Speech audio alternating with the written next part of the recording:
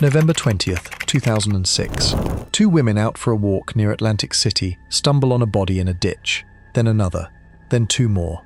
Four women, laid out in a row, heads pointing east toward the casino lights. No suspect, no DNA, no name. America had caught Ted Bundy. It had caught the Golden State Killer. It told itself the system worked. These 12 cases are the ones the system never solved, and the killers behind them are still out there. Case 1, the I-70 killer, April 8, 1992, was a Wednesday, and Robin Fuldauer went to work the way she went to work every other day. She was 26 years old and managed a Payless Shoe Source store just north of Interstate 70 in Indianapolis. A single-building shop with its own parking lot, a gas station on one side, and a paint store across the road. A co-worker had called in sick that morning, which meant Robin would be handling the floor alone for most of the day. She ate lunch through the noon hour. Nothing about the morning gave her any reason to think about what was coming. A witness who had been watching the area later told police that a strange man had spent close to half an hour circling the store and sitting on a nearby curb before disappearing. Sometime between 1:30 and 2 o'clock, that man walked through the front door. He led Robin to the back storage room. He shot her once in the head with a small caliber pistol, took less than $100 from the register, and walked back out. He was gone before anyone knew a crime had taken place. Her body was found by a customer around 3 in the afternoon. By then, the man who had shot her had merged back onto the interstate and driven away into the wide, flat middle of the country. 3 days later, on April 11th, the same man was more than 600 miles to the west. The store this time was a bridal shop in Wichita, Kansas, called La Bride d'Elegance, situated a couple of miles from a highway. Two women were working inside. Patricia Magers was 32 years old and had bought the shop with her husband about a year earlier. Patricia Smith was 23, studying nursing at Wichita State University, with plans to work in pediatrics. Both of them were married. Both had stayed open past the normal 6 o'clock closing time because a customer had called to say he needed to pick up a cummerbund he had forgotten. When a man appeared at the door, the two women let him in, assuming he was the customer they were waiting for. He was not. He forced both of them to the back storeroom and shot each of them once in the head. Patricia Magers died immediately. Patricia Smith lived a few hours longer before she was gone as well. A small amount of money was taken, a few personal belongings. Then he left. What saved the Wichita case from becoming just another closed file was what happened next. The actual customer, the man who had called about the cummerbund, arrived at the shop while the killer was still inside. He walked in, saw a stranger holding a gun, and was ordered to move toward the back. Instead, he ran. He got out, and he gave police a description of what he had seen. That description became the basis for the composite sketches that have followed the case for more than 3 decades. A slight man, around 5'7", roughly 150 pounds, with dull reddish or light brown hair cut short. He was the only person who got a clear look at the killer while he was in the act, and his account was specific enough that investigators trusted it. The murder weapon was distinctive in its own right. Ballistics work confirmed that the same semi-automatic pistol chambered for a small caliber round had been used in Indianapolis and Wichita. It was an unusual firearm, older, described in various investigative accounts as a foreign-made weapon with a long barrel that jammed and malfunctioned with some regularity. Criminal profilers who studied the case later came to believe that the killer's continued use of a weapon that misfired, when he could have easily obtained something more reliable, suggested a personal attachment to that specific gun. He had probably talked to someone about it at some point. People who care about a particular firearm the way that profile implies tend to mention it. Michael McCown was 40 years old and spent the morning of April 27th at a doctor's appointment before going into work at his mother's ceramics store in Terre Haute, Indiana. The store was called Sylvia's Ceramics, and Michael had come in that day to give his mother and sister a break. He was stocking shelves when the man who had killed in Indianapolis and Wichita walked in behind him and fired twice into the back of his head. His body was found by a customer just after 4 in the afternoon. His wallet was taken along with less than $50, though money in his pocket and more in the register was left completely untouched. Michael McCown was the only man among the killer's confirmed victims, and investigators have always believed his death was a case of mistaken identity.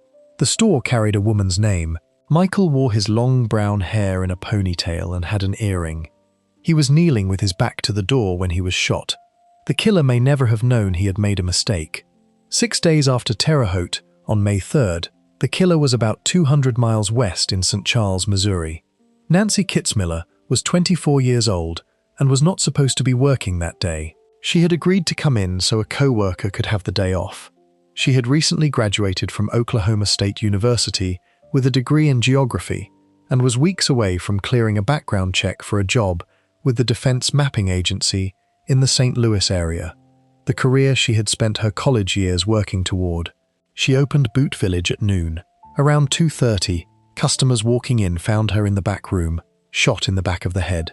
A witness had seen her with a customer just minutes before her death and gave police a description consistent with what had been established in Wichita.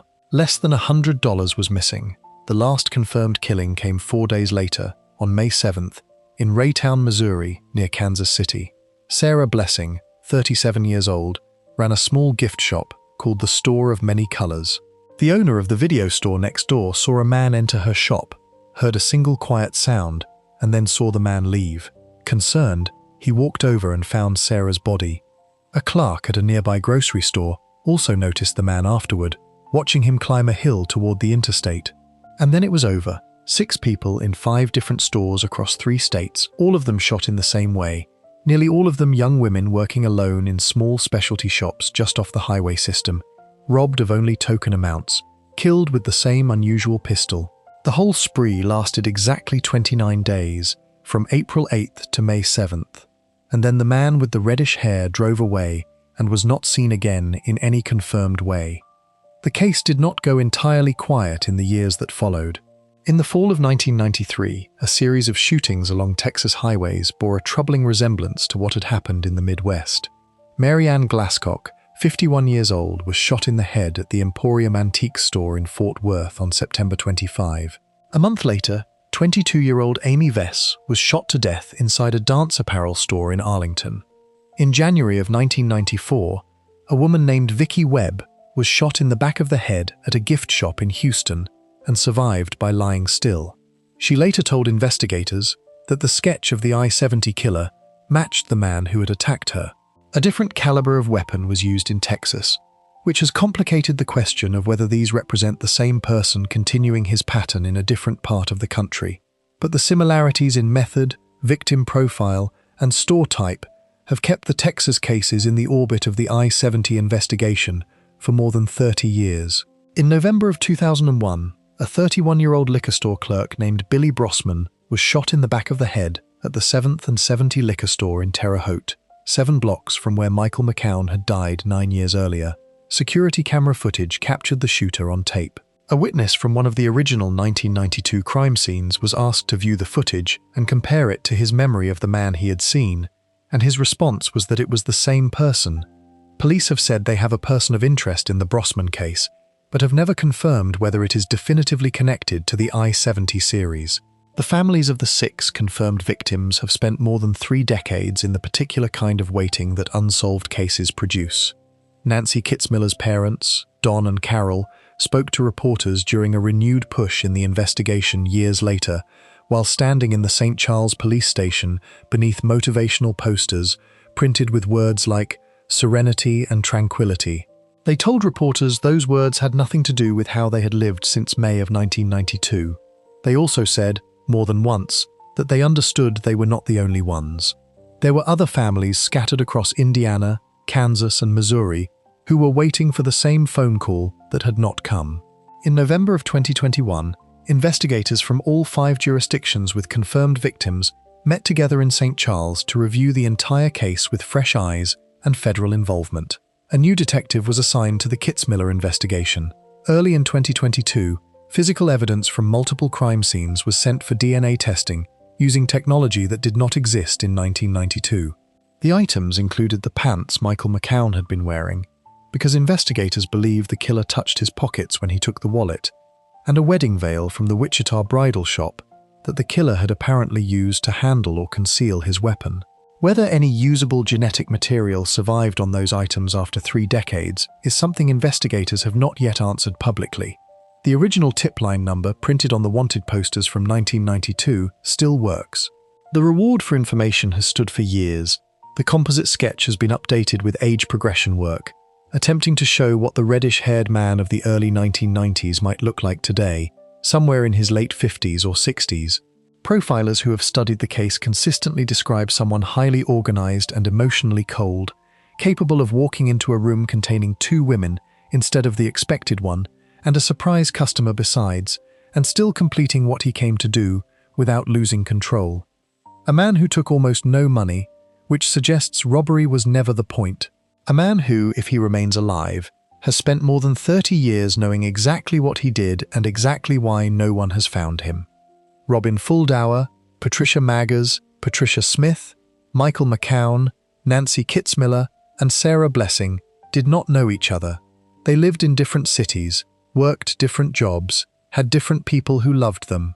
What connected them was a stretch of American highway, a slow afternoon in a small shop, and a man who walked in off the road one spring and was never made to answer for any of it.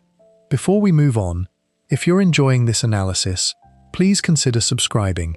It helps the channel tremendously. The next case moves west to the desert on the edge of Albuquerque, New Mexico, where a woman walking her dog in February of 2009 found a bone in the dirt that turned out to be one of 11, all of them belonging to women who had been buried in shallow graves on the same patch of empty land by a person who has never been identified. Case 2. The West Mesa Bone Collector. February 2nd, 2009 was a cool, clear morning on the western edge of Albuquerque, New Mexico. A woman named Christine Ross left her home and walked her dog, a boxer named Ruka, out along the dirt trails that cut across the West Mesa, a wide expanse of undeveloped desert land that sits technically inside the city limits, but feels like the beginning of nowhere. The mesa was the kind of place people passed through without slowing down, flat, forgettable, brushed with scrub and sand, interrupted here and there by dry creek beds that filled with runoff only in the rainy season. Ruka was allowed to run off leash, and at some point she trotted ahead and started digging in the dirt near the road that runs along 118th Street. Christine walked over to see what the dog had found. Sticking up from the earth was something pale and smooth, shaped in a way she could not quite place. She took a photograph on her phone and sent it to her sister, who was a registered nurse. Her sister called back within minutes. The bone looked human.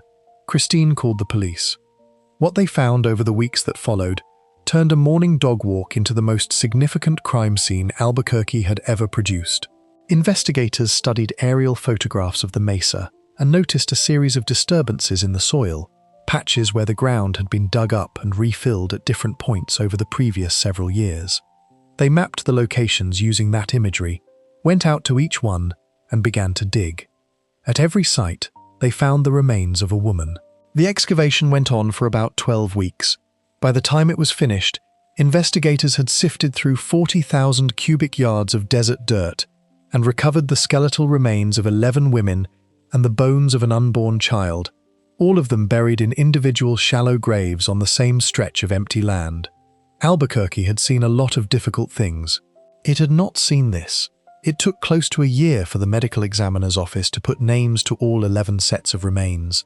The victims had been reported missing at various points between 2001 and 2005. They ranged in age from 15 to 32. 10 of the 11 shared a common thread in the lives they had lived before they disappeared. They were women who had struggled with addiction, most of them working in the sex trade in the parts of the city where that world concentrated, which meant they were the kind of women whose disappearances often went unregistered with official agencies for a long time, sometimes for months, occasionally for years. The 10 were Monica Candelaria, Victoria Chavez, Virginia Cloven, Cinnamon Elks, Doreen Marquez, Julie Nieto, Veronica Romero, Evelyn Salazar, Gina Michelle Valdez, and Silania Edwards. Silania was 15 years old, the only black girl among the confirmed victims, and the only one from out of state.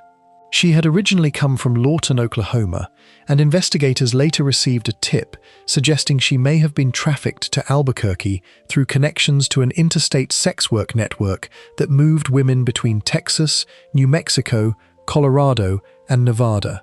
Gina Michelle Valdez was 22 years old and 4 months pregnant when she disappeared, which accounts for the fetal remains found alongside her.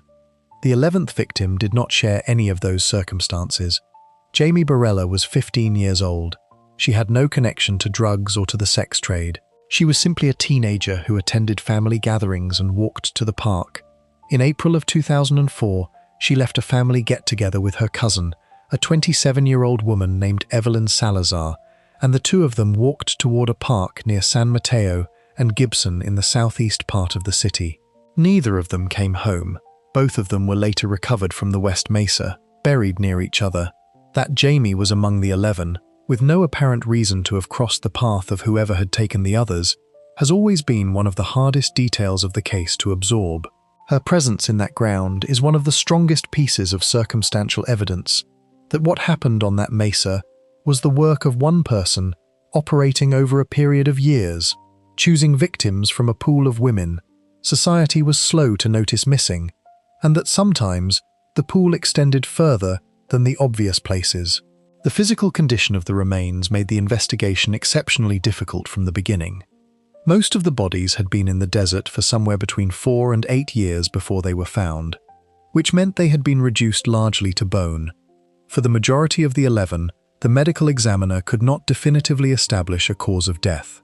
There were no marks on the skeleton that clearly confirmed how the women had died, and investigators have long believed that strangulation was the likely method, because it leaves almost no lasting trace on bones alone.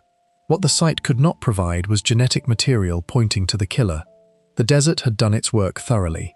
There was no DNA recovered from the burial site that could be matched to a suspect, and the degraded state of the remains left the forensic picture incomplete in ways that would persist through every subsequent phase of the investigation. What the investigators did piece together from satellite imagery was a quiet, disturbing sequence of events. High-definition aerial photographs taken of the mesa between 2003 and 2005 showed tire tracks entering the area and patches of disturbed soil forming at regular intervals during those years. By 2005, according to the photographic record, the last burial appeared to have taken place.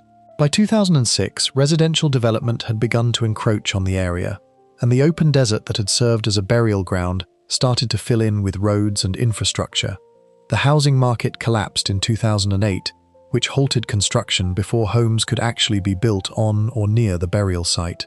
During the construction that had already taken place, a retaining wall was built that inadvertently channeled water toward the area where the graves were, and that erosion over the following winter is what eventually pushed the first bone close enough to the surface for Ruka to find it. Had the housing market not failed when it did, there would have been concrete and foundations over those graves, and they might never have been found at all. Once the case became public and the enormity of it became clear, investigators were flooded with tips, leads, and theories from the public. Albuquerque police formed a dedicated task force and assigned it the case number associated with 118th Street, which became one of several names attached to whoever had buried those women out there. The Murder Accountability Project, the non-profit that tracks clusters of unsolved homicides across the country using statistical algorithms, identified the West Mesa case as one of the clearest indicators of organized serial activity in its database. A reward of $100,000 was offered for information leading to an arrest. It went unclaimed then, and it remains unclaimed today. Over the years, 2 men have stood out as the most serious persons of interest in the case. Neither has ever been officially charged in connection with the West Mesa killings, and the evidence against both is circumstantial, but the circumstantial case is significant enough that investigators have never been able to move past them entirely. The first was a man named Lorenzo Montoya, who was a pressman at a local printing company and lived in a trailer park in the South Valley, less than 3 miles from where the graves were found. In 2006, aerial images and investigation had reportedly shown dirt trails leading from the direction of his home to the burial site. He was known to police for picking up sex workers along the East Central Corridor, which was the stretch of road in Albuquerque most associated with street-level sex work. He had been arrested in 1999 for raping and strangling a sex worker, a crime committed by a man who reportedly had only $2 in his wallet at the time, which suggested he had never intended to pay. In a domestic violence report filed by his girlfriend, she told police that Montoya had beaten her and done things she did not want to describe, and that he had threatened to kill her and bury her in lime. Several of his co-workers later told investigators that he had spoken of killing women and burying them out on the West Mesa. The matter was resolved in a way that closed one door and opened another.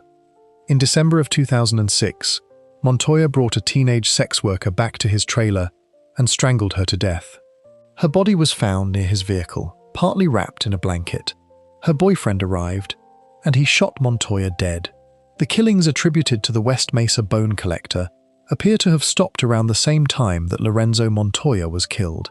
Whether that is a coincidence or a conclusion is something investigators have never been able to settle with certainty. He was gone before he could be questioned further, and the trail he might have led them down went cold with him. The second person of serious interest was a man named Joseph Blee.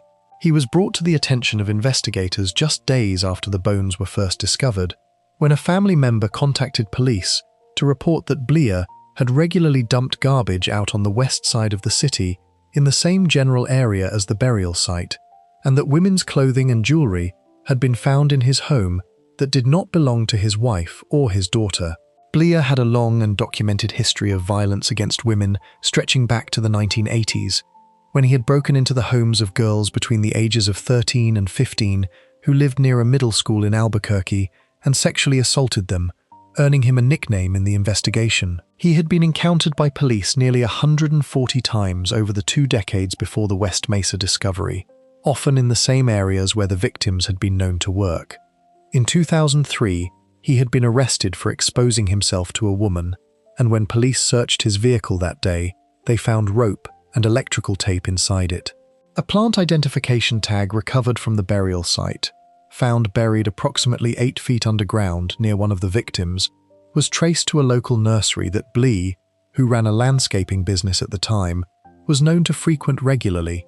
Investigators went through thousands of purchase records trying to link him specifically to that tag, and were unable to close the circle. A cellmate later told police that Blee had spoken to him about the West Mesa victims, referring to them with contempt and claiming to have hired several of them for sex before their deaths. Blee denied committing the murders. In 2015, he was convicted on multiple counts of sexual assault stemming from his activities in the 1980s and 1990s, and was sentenced to 90 years in a correctional facility. He is currently serving that sentence and is not expected to be released. The West Mesa charges were never filed. Investigators have said openly that the evidence, while suggestive, was never enough to bring a case to court. One of the detectives who worked the case most closely said years later that Montoya was probably his best suspect, and that losing him to the shooting in 2006 meant losing the one person who might have given answers, either through investigation or eventually through a confession. What the families of the 11 women have lived with in the years since the discovery is not just the grief of losing someone, but the particular grief of knowing roughly when it happened, roughly where it happened, and having no one to hold accountable for it. Every February, some of those families observe the anniversary of the day Christine Ross found the bone in the dirt. There is no conviction to mark. There is no courtroom verdict to point to. There is a memorial park in Albuquerque, opened in June of 2020, built on city land near the West Mesa, intended to give the 11 women a permanent place in the public memory of the city. The park is quiet and well maintained. The names of the victims are included in its design. Jamie Barella is among them, the 15-year-old who walked to the park with her cousin one afternoon and ended up in the ground on the far west side of a city that took years to realize she was gone. The investigation remains technically open. In February of 2022, the mayor of Albuquerque stood before reporters and said plainly that the only way the case was going to be solved was through the community, that somebody somewhere knew something, and that the city needed that person to come forward. The $100,000 reward is still in place. The 118th Street Task Force telephone number is still active. The Albuquerque Police Department has not closed the file. There are 9 women on a separate list of people who went missing from the same community during roughly the same years as the 11 who were found, and who have never been located. Investigators have never been able to rule out the possibility that they are also victims of whoever buried the 11 on the mesa. They remain missing. What is known and what does not change with any new lead or any passing anniversary is that 11 women and 1 unborn child were buried in the desert outside a city that did not notice they were gone for years, by a person who apparently knew the land well enough to choose it deliberately, who came back to it multiple times over a period of years, and who was careful enough in every other respect to leave behind nothing that 30 years of forensic work has been able to turn into a name. The ground out near 118th Street is different now. There are roads nearby, and the Memorial Park, and on a clear morning, the Sandia Mountains are visible to the east. But the question that opened on the 2nd of February, 2009, when a dog dug up a bone and a woman took a photograph and called the police, is still the question the case closes on. Whoever buried 11 women in the West Mesa Desert between 2001 and 2005 has never been identified, and the $100,000 offered for information that might change that has now been sitting uncollected for more than 15 years. Before we move on, if you're enjoying this analysis, please consider subscribing. It helps the channel tremendously. The next case travels east to the flat bayou country of southwest Louisiana, where between 2005 and 2009, the bodies of 8 women were pulled from the canals and crawfish ponds surrounding the small town of Jennings. The killer has never been named. The investigation itself may be part of the reason why. Case 3. The Jeff Davis 8.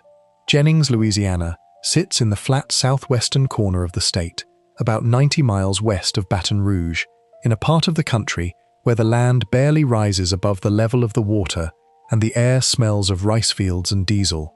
It is a small city, fewer than 10,000 residents, surrounded by crawfish ponds and drainage canals that run alongside the highways heading out of town.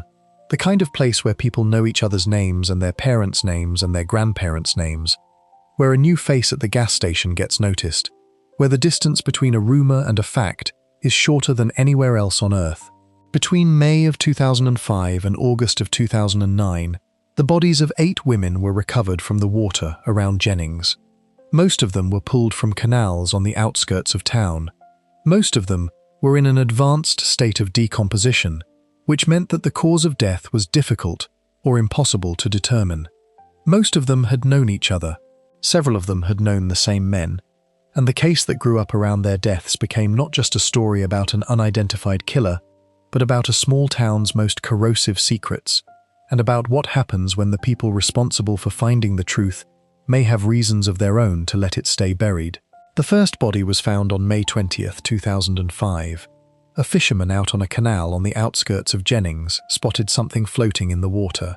It was the body of a 28-year-old woman named Loretta Chason Lewis. She had a history of addiction and had been involved in sex work, the kind of life that in Jennings, as in many small American cities, kept a person close to the edges of things and further from the people who might notice quickly when something went wrong. Less than a month later, on June 18th, a group of people out hunting bullfrogs in another waterway came across a second body. It belonged to Ernestine Marie Daniels Patterson, 30 years old, found in similar circumstances and in a similar state of decomposition. 2 men were briefly held in connection with Patterson's death. The charges against both of them were eventually dropped. The case went nowhere. Over the next 3.5 years, 6 more women would be found in the water around Jennings. They were Kristen Gary Lopez, 21 years old, Whitney Dubois, 26, Laconia Brown, known to everyone as Muggy, 23, Crystal Shea Benoit Zeno, 24, Brittany Gary, 17, and Nicole Guillory, 26. Most of them were found in a state of decomposition so advanced that the medical examiner could not establish a reliable cause of death. For some, the evidence suggested asphyxiation. For others, the manner of death could not be determined at all. 2 of the women had their throats cut. The bodies were found in canals, in swamps, and in one case near Interstate 10 in the neighboring parish of Acadia. They were spread over 4 years and several square miles of flat Louisiana terrain, but what bound them together was hard to argue with. All 8 of them were women who had struggled with addiction. All of them had been involved in the sex trade in Jennings, much of it centered around a rundown motel called the Boudreaux Inn on the east side of town, where police made arrests regularly and where many of the victims were last seen alive. Several of them had known each other had been seen together, had shared the same difficult corners of the same small city. Several of them had also known the same law enforcement officers. That detail is the one that has shadowed the Jeff Davis 8 case from the beginning, and it is the one that separates it from a straightforward serial killer investigation. Witnesses who came forward in the years after the bodies began appearing told investigators that some of the women had had sexual relationships with local law enforcement personnel, including at least one jail official. One of the women who became a victim had reportedly been present when local police shot and killed a drug dealer named Leonard Crochet in 2005 in disputed circumstances. Other victims were said to have witnessed other incidents they should not have witnessed. Witnesses in the community told investigators that they believed some of the women had been killed because of what they knew, and that the people responsible for the investigation had personal reasons to keep the case from moving forward. The Jefferson Davis Parish Sheriff's Office had a homicide clearance rate at the time of just under 7%, an extraordinarily low number by any measure, and one that had persisted across years and multiple administrations. The formal investigation did eventually gain some structure. In December of 2008, after 6 bodies had already been found, the Jefferson Davis Parish Sheriff, Ricky Edwards, announced the formation of a task force drawing on local, state, and federal law enforcement agencies. It was a public acknowledgement that the pattern was real and that it required more than local resources to address. A reward was offered for information leading to the identification of the killer or killers. That fall, after Nicole Guillory's body was recovered from near the interstate, Edwards made a public statement for the first time acknowledging what the community had been saying for years, that these deaths were likely the work of what he called a common offender. The task force doubled the reward. Nothing broke. The investigative picture did not become any clearer in the years that followed, but the public picture of the case became much darker. A journalist and author named Ethan Brown spent years in Jennings, interviewing residents, reviewing records, and building a detailed account of the community's relationship with its own criminal justice system. His research, eventually published as a book about the murders, described a world in which the boundary between the drug trade, the sex trade, and local law enforcement had become almost impossible to locate. He described witnesses being intimidated. He described evidence of a deep and long-standing network of corruption that reached from the street level all the way into the offices of people charged with solving the crimes. He wrote about women who had given information to investigators and then ended up dead themselves. The pattern he identified was not of a stranger hunting women in the dark, but of a community so compromised by its own internal rot that the truth about what happened to 8 women in its waterways had become something that multiple people had personal reasons to suppress. One name that appeared repeatedly in the investigation as a person of significant interest was a man named Frankie Richard, who was described in reporting as a former strip club owner with a long history in Jennings's criminal underworld. Richard had known most of the victims personally, having been part of the same world they moved through. He was identified by investigators as a person of interest at various points in the inquiry. He was never officially charged in connection with any of the 8 deaths. He died in 2020, and the cases against him, to the extent they existed, died with him. The connections between the victims and people in positions of authority produced one of the most explosive side stories to emerge from the case. A field representative for a Louisiana congressman was alleged in Brown's book to have had sexual contact with at least 3 of the victims, and had reportedly used the Boudreaux Inn as a site for those encounters. The congressman denied the allegations and filed a defamation lawsuit against the author and publisher. He later dropped the suit after losing a race for a Senate seat. None of that produced a resolution to the murders themselves.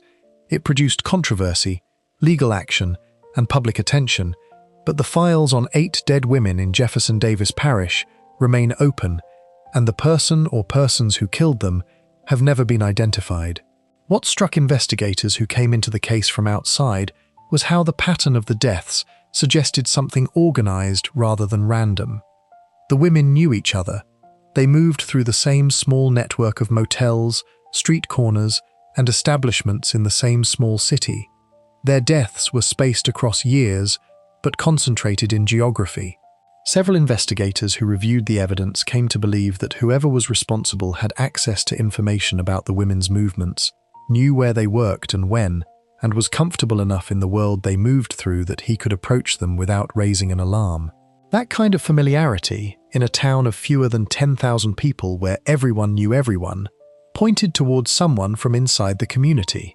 The theory that law enforcement personnel were involved, either directly or as accessories after the fact, has never been conclusively proven, but it has also never been credibly ruled out by any independent review of the evidence. The families of the 8 women have lived with that ambiguity for nearly 2 decades.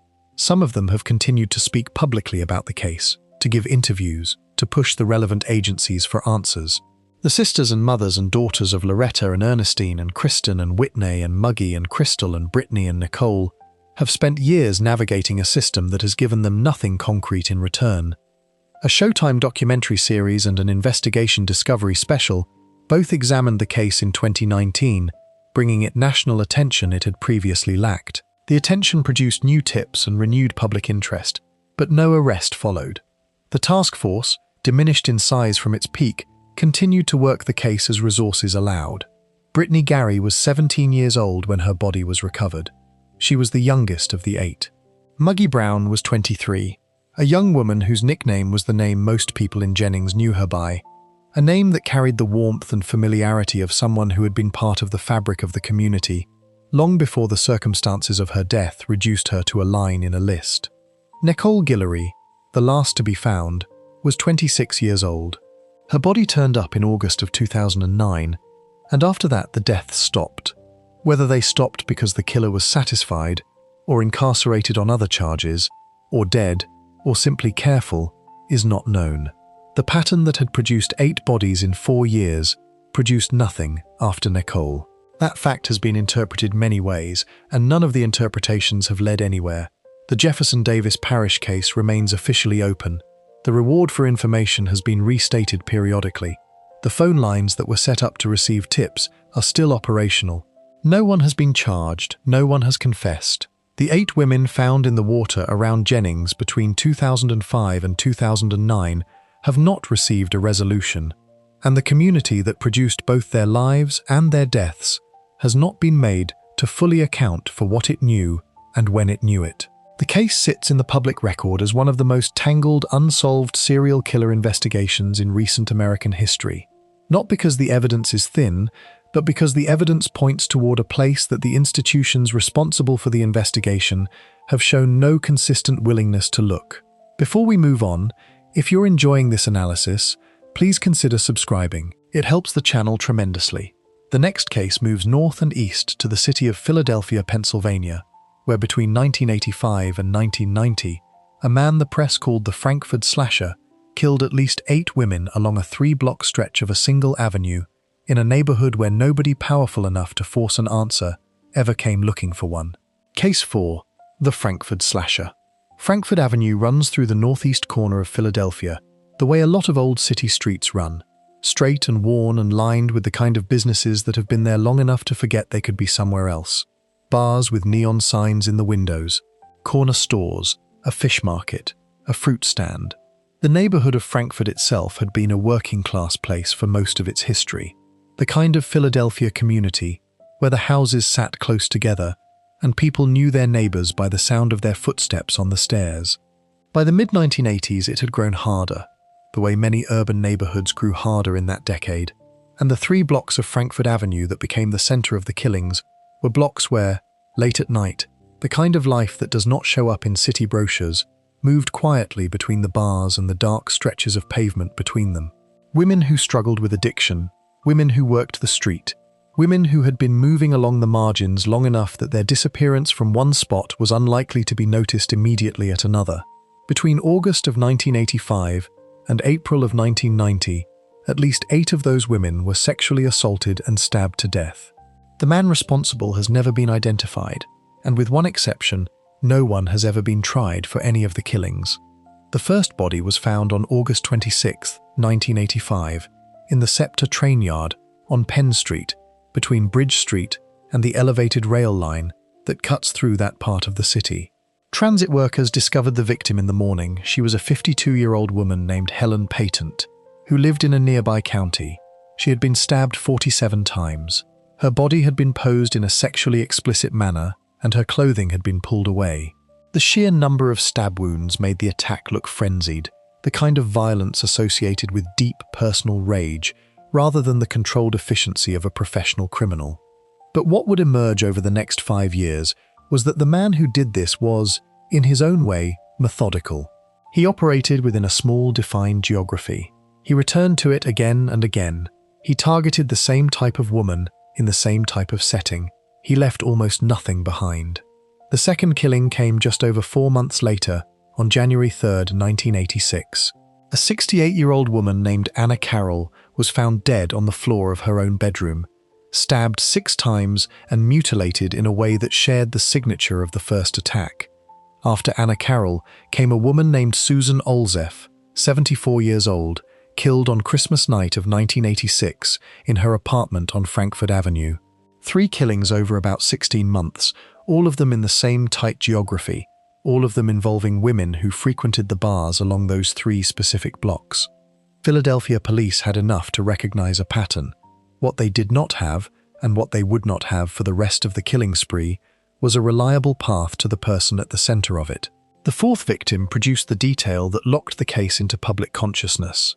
Jeanne Durkin, 28 years old, was found on January 8, 1987, underneath a fruit and vegetable stand on a lot just off Frankfurt Avenue.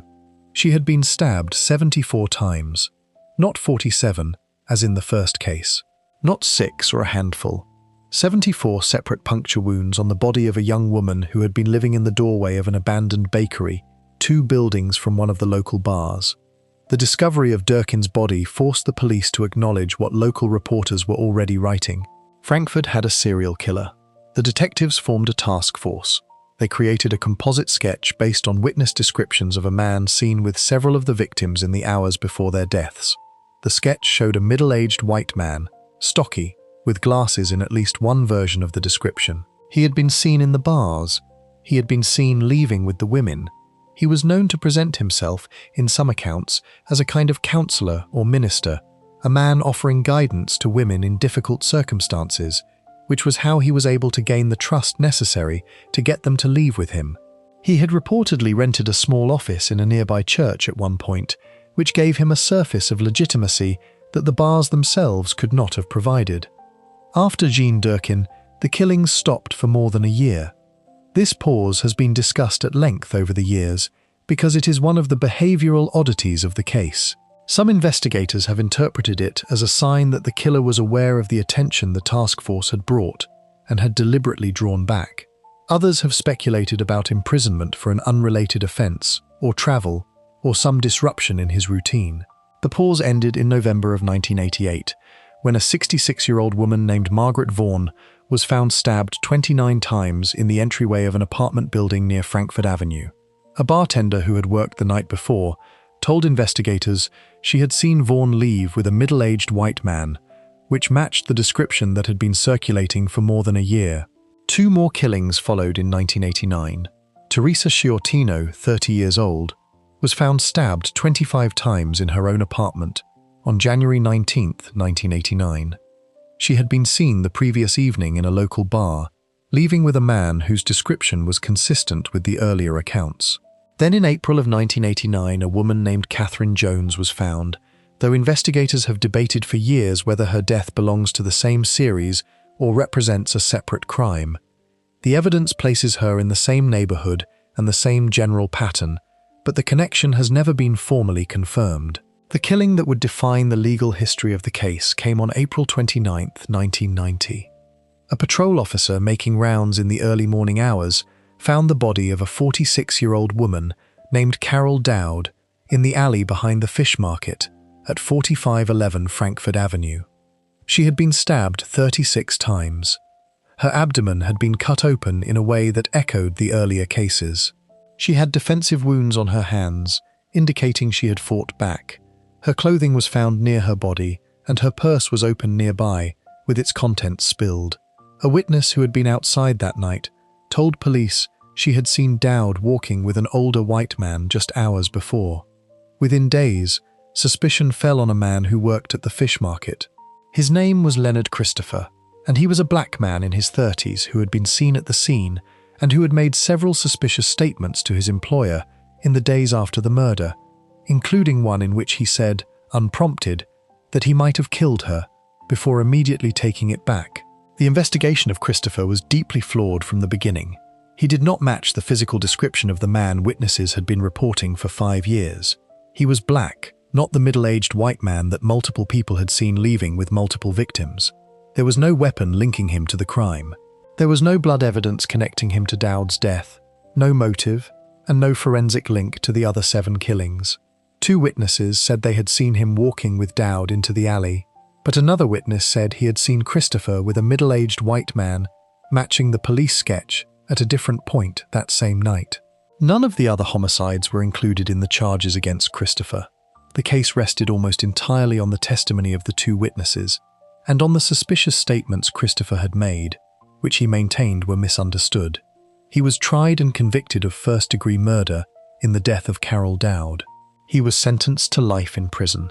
While Leonard Christopher was awaiting trial in late 1990, confined to a jail cell and therefore physically incapable of being anywhere near Frankfurt Avenue, a 9th woman was found dead under circumstances identical to the previous 8.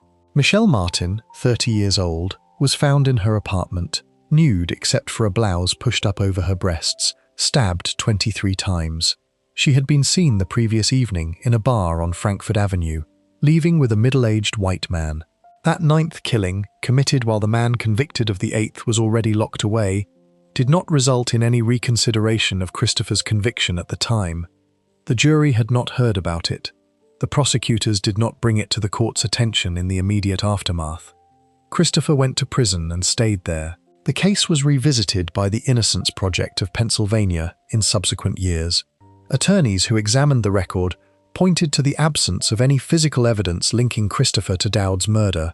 The mismatch between his description and the composite sketch witnesses had been providing for years, and the fact that the killings continued after his incarceration. They argued that an innocent man had been convicted of a crime committed by the same person responsible for the other 8 deaths, and that the real killer had been allowed to walk away from the case entirely because the investigation had taken a turn toward the wrong person. Leonard Christopher maintained his innocence throughout his time in custody. He died in prison. The Frankfurt slasher, the actual person who worked those 3 blocks of Frankfurt Avenue for 5 years, was never charged with anything. Philadelphia police, in the years since, have acknowledged that the prime suspect in the full series of killings was a middle-aged white man who had been seen with multiple victims and who disappeared from the area sometime after the final killing in 1990. Investigators received word at some point in the following years that the man they had been looking for had died, though the details of that report were never made fully public, and the files on the 8 women killed between 1985 and 1990 have never been officially closed. Whether the person who died was the actual killer, and whether the death of that suspect is the real reason the murders ended, is not something any official agency has confirmed. What remains in the public record is a case shaped as much by what the investigation failed to do as by what the killer did. 8 women were killed along 3 blocks of one avenue over 5 years. A sketch existed. Multiple witnesses had seen the man and described him consistently. He had presented himself as a trusted figure, a counselor, a minister offering help. He had operated in plain sight within a small community for years, and at the moment the investigation most needed to pursue that sketch and those descriptions, it turned instead toward a man who did not match them, and a conviction was obtained that the subsequent killing immediately called into question. The women of Frankfurt Avenue, the women who drank in those bars and walked those streets and trusted a man who said he could help them, did not receive a resolution. The file on each of them is still open. The man in the sketch is still a face without a name. Before we move on, if you're enjoying this analysis, please consider subscribing. It helps the channel tremendously. The next case crosses the country to San Francisco, California, where between 1974 and 1975, a man who called himself an aspiring artist sketched portraits of his victims in gay bars before taking them to the beach and stabbing them to death. He was never caught. 3 people who survived him and knew his face refused to testify, and the secret they kept has protected him for 50 years. Case 5. The Doodler. San Francisco in 1974, was a city in the middle of becoming something it had never been before. The Castro district, which would within a few years be recognized as the center of gay life in the United States, was still in transition, shifting block by block from the Irish-American working-class neighborhood it had been for decades into the community that Harvey Milk and thousands of others were in the process of building. Gay bars were opening, gay men were moving in from other cities and other states, drawn by the possibility of living openly in a way that most of the country did not yet permit. But the openness was not without its costs. Same-sex intimacy was still illegal in California in 1974.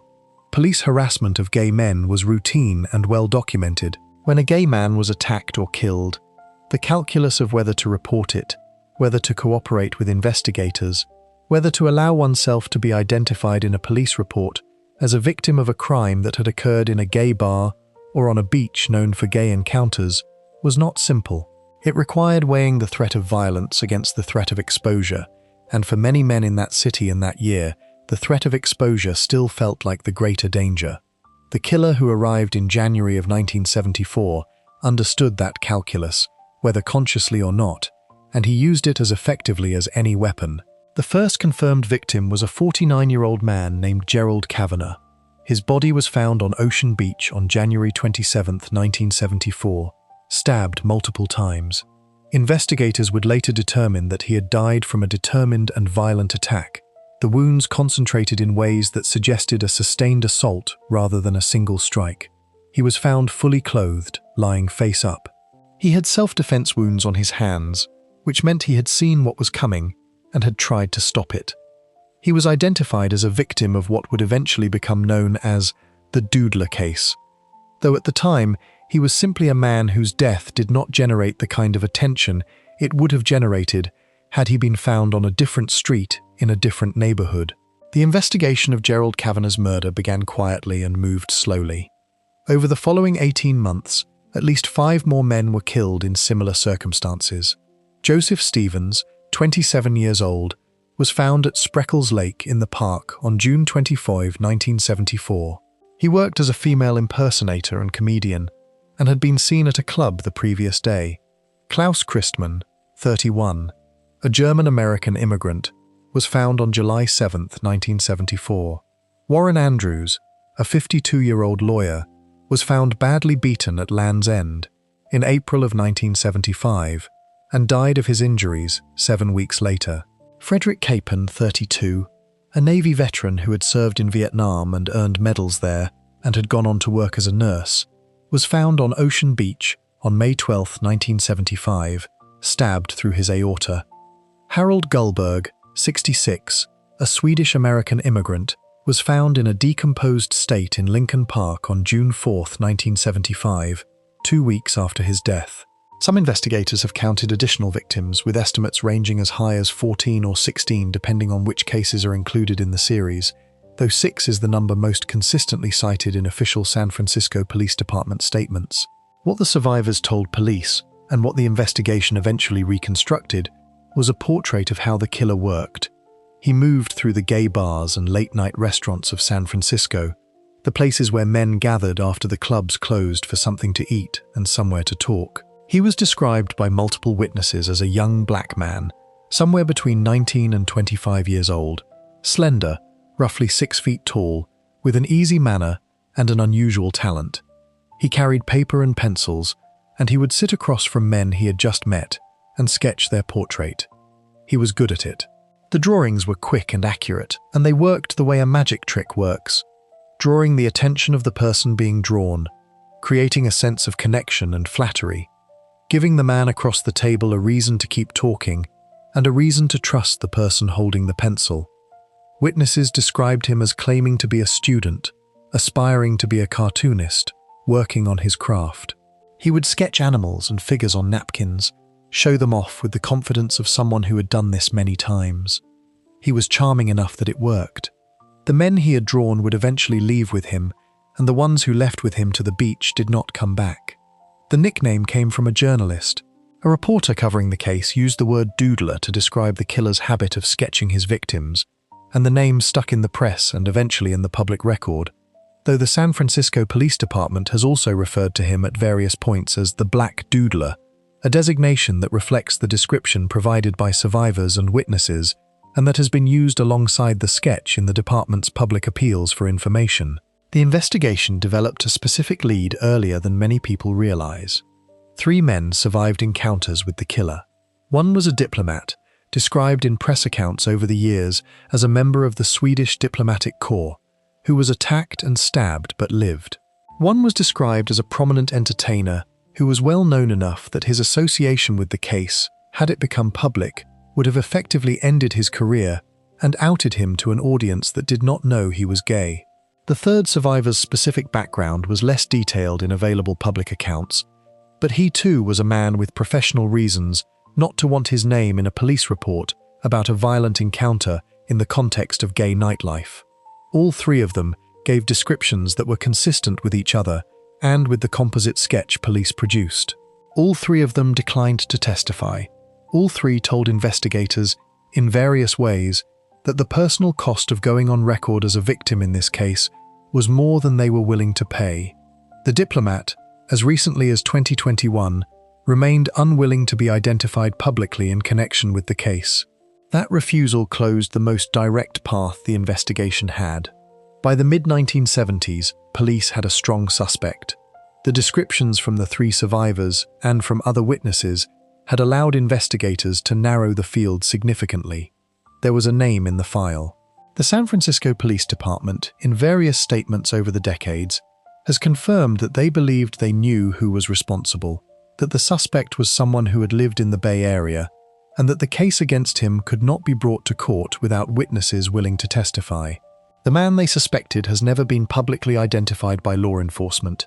He is believed by investigators who have worked the case in more recent years to still be alive and still living in the Bay Area.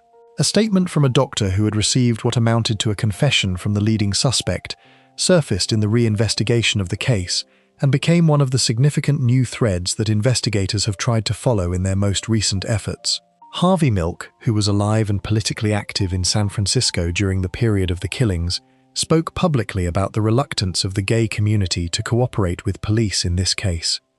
He was not unsympathetic to the men who had declined to testify. He understood, he said, why they had made the choice they made. The police in San Francisco had spent years arresting gay men, harassing them, treating their safety as a lower priority than their visibility. Asking those same men to trust that same police department with the most private details of their lives, in a case that would put their names in court records, was asking a great deal. Milk understood the calculation. He did not endorse it, but he understood it, and his public remarks on the subject remain one of the more nuanced pieces of commentary from that era about the relationship between the gay community and law enforcement. The killings stopped in September of 1975. The last confirmed victim was Harold Goldberg, whose body was found that June. After Goldberg, the pattern ended. No further murders with the same characteristics were attributed to the same suspect. The reasons for the stopping are not known. Investigators have speculated about various possibilities over the decades, including that the suspect may have moved, may have been incarcerated for something unrelated, or may have simply stopped. None of those possibilities have been confirmed, and none of them bring the case any closer to a legal resolution. The San Francisco Police Department officially reopened the Doodler case in 2018. Detective Dan Cunningham, who had been assigned to the department's cold case unit, reached out to the San Francisco Chronicle that year, and the contact between Cunningham and Chronicle reporter Kevin Fagan became the starting point of a multi-year reinvestigation that eventually produced an 8-part podcast and a series of investigative articles that brought the case to a national audience that had largely never heard of it. Fagan and a colleague tracked down relatives of all the confirmed victims, identified a possible additional victim who had not previously been connected to the series, and pursued leads in California and internationally. The podcast reached a large audience and generated new tips. The department offered a reward of $100,000 for information leading to the identification of the killer. A significant piece of new information that emerged from the reinvestigation was the role of a doctor who had, at some point during or after the period of the killings, received what investigators described as an admission from the leading suspect. The doctor had reportedly taken a confession of some kind, and the question of what that confession contained, who the doctor was, and what legal or ethical obligations he had regarding the information became one of the central threads of the renewed investigation. The details of what was revealed in that conversation and who said it have not been made public in full by the San Francisco Police Department.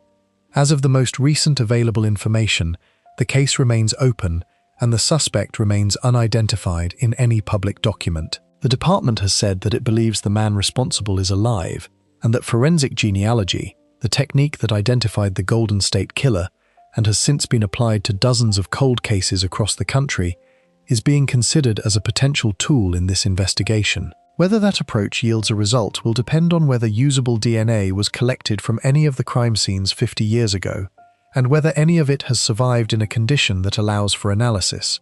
The science exists now that did not exist in 1974. Whether there is material to apply it to is a question the department has not answered publicly.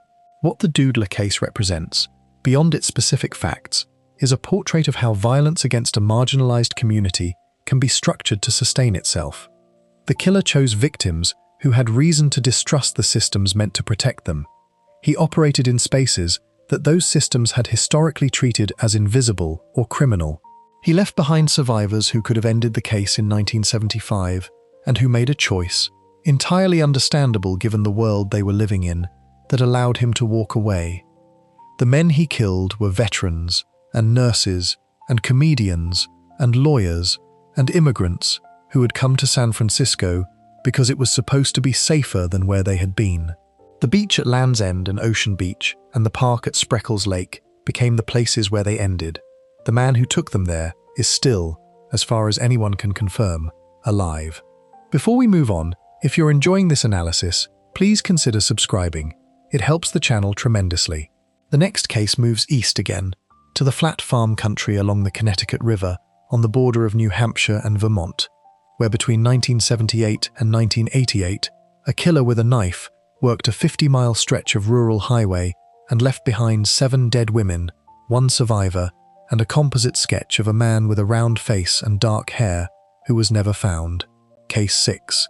The Connecticut River Valley Killer. Interstate 91 runs along the Vermont side of the river, cutting through a region where the distances between towns are measured in minutes rather than miles, where the roads through the woods are narrow and dark after sundown, where a person hitchhiking along a rural highway on a summer afternoon is a common enough sight that most drivers do not give it a second thought.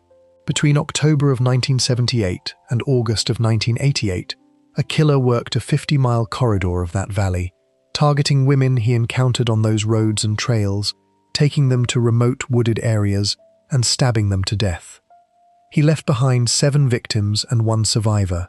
He has never been identified, and the last of the women he attacked has spent more than 3 decades living with a description of a man whose name she still does not know. The first killing came on October 24, 1978, in New London, New Hampshire. A 27-year-old woman named Catherine Milliken had left her job that afternoon and driven to the Chandler Brook Wetland Preserve nearby, where she liked to photograph birds. It was the kind of quiet, solitary activity that she had done before without incident, walking out alone among the trees and the water with her camera. Her body was found the next day, only yards from where she had parked and set out. She had been stabbed more than 29 times, the wounds concentrated in her neck and abdomen. There was nothing missing from her belongings. There had been no sexual assault. The attack had been ferocious, and it had been fast, and the man responsible had left behind nothing that pointed in any specific direction. The Chandler Brook Wetland Preserve was quiet again within days, and the case that Catherine Milliken's death opened went nowhere for almost 3 years. The second victim was found in August of 1981. Mary Elizabeth Critchley, 37 years old and a student at the University of Vermont, had been hitchhiking from Massachusetts back to Waterbury, Vermont on July 25. A friend had dropped her off near an exit of the Massachusetts Turnpike. About 2 weeks later, on August 9th, her body was found in a wooded area off a rural road in Unity, New Hampshire, roughly 80 miles from where she had last been seen. The condition of her remains made it impossible for the medical examiner to determine a cause of death with certainty, but the location, the circumstances, and the distance from where she had disappeared told their own story. A woman had been hitchhiking on a New England highway and had accepted a ride from someone who had driven her not to Waterbury but to the woods of New Hampshire, where she was found in a state that left no clean forensic answer. The case was filed and stayed cold. What broke the pattern open was not a single discovery but a cluster of them, concentrated in 1985 and 1986 in a way that forced investigators to stop treating the deaths as isolated events.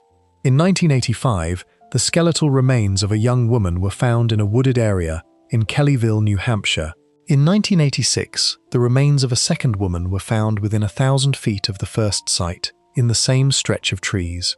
Between those two discoveries, a third woman was stabbed to death inside her own home, and then a fourth set of remains turned up, also bearing evidence of knife wounds. When detectives went back through the records and compared all of these cases with Catherine Milliken's death in 1978 and Mary Critchley's disappearance in 1981, the pattern that emerged was not subtle. A specific geography, a specific method, specific wound patterns appearing again and again across a decade of cases that had been handled by different agencies in different jurisdictions and had therefore never been formally connected. The woman stabbed inside her own home was Linda Moore, 36 years old. It was April 15, 1986, a Tuesday afternoon in Saxtons River, Vermont, near Route 121. Her husband was at work. Linda was doing yard work outside the house around 2 in the afternoon. About an hour after she was last seen in the yard, her husband came home and found her body in the living room. She had been stabbed 25 times. There were signs of a violent struggle. There was no evidence of forced entry, which meant that either the door had been unlocked or she had let someone in herself. Multiple witnesses in the neighborhood reported seeing a man in his 20s with a round face, glasses, and dark hair near the property in the time before the attack. That description, and a composite sketch based on it, became the most detailed physical evidence the investigation would produce. The sketch showed a young man with distinctive features that witnesses described consistently enough that investigators trusted it as a reasonable likeness. It was circulated. It generated calls. None of the calls led anywhere solid. Going back through the 1985 and 1986 discoveries at Kellyville, the victims identified there were Bernice Courtemanche, a 17-year-old nurse's aide and high school student who had been hitchhiking along Route 12 in Claremont, New Hampshire on May 30, 1984, and who was last seen accepting a ride from an unknown driver. Her remains were found in those New Hampshire woods more than a year after she disappeared. The second Kellyville victim was Ellen Freed, a young woman who had been reported missing after failing to return home in September of 1984. Her skeletal remains were found on September 19, 1985, in a wooded area near the banks of the Sugar River. Post-mortem examination found evidence of multiple stab wounds and probable sexual assault, making her case the only one in the series that showed clear evidence of sexual violence alongside the stabbing. The presence of that additional element has led some investigators to wonder whether Ellen Freed's case belongs to a slightly different pattern within the series, or whether it simply represents a variation in the killer's behavior on a different occasion. Eva Marie Morse was 27 years old and a single mother to a 10-year-old daughter named Jenny. On July 10, 1985, she was hitchhiking home from the factory where she worked, along Route 12 near Charlestown, New Hampshire. She was last seen accepting a ride. Her remains were found by loggers on April 25, 1986, in the same Unity, New Hampshire woods where Mary Critchley's body had been discovered in 1981, approximately 500 feet from where Critchley had been found. Two women, unknown to each other, taken from the same highway corridor and brought to the same patch of woods, years apart, by what appeared to be the same person working the same route. The next killing broke the pattern of remote locations and came instead in January of 1987. Barbara Agnew was 38 years old and a registered nurse living in Norwich, Vermont. On the evening of January 10th, she went skiing with friends at Stratton Mountain and set off for home afterward, despite a snowstorm that was making the roads difficult. She was only a few miles from her house. A snowplow driver encountered her green BMW stopped at a northbound rest stop on Interstate 91 in Hartford, Vermont, that evening. The door of the car was open slightly, and there was blood on the steering wheel and blood in the back seat. Some of her belongings, also blood-stained, were found in a nearby dumpster. She was not inside the car. On March 28th, her body was found 12 miles from that rest stop, in a wooded area near Advent Hill Road in Heartland, Vermont. She had been stabbed repeatedly in the neck and chest. She had defensive wounds on her arms. The wound pattern included what investigators described as a disabling strike, a wound delivered with the evident intent of incapacitating her quickly, which suggested a killer who had done this enough times to have a method. The sole survivor of what investigators believed was the same attacker came in August of 1988. Jane Borowski was 22 years old and 7 months pregnant. On the evening of August 6th, she was driving home from a county fair in Keene, New Hampshire, and stopped at a closed convenience store in West Swansea to buy a soda from the vending machine outside. As she was getting back into her car, a man she had never seen before appeared beside her.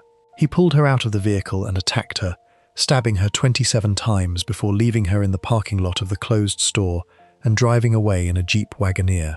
Jane crawled back to her car, managed to get inside, and somehow drove herself to find help. She survived her wounds. Her daughter, born weeks later, survived as well. The baby had not been struck by any of the knife wounds, which Jane later described as the detail she returned to again and again in the years that followed. Jane gave investigators a detailed description of her attacker and of his vehicle.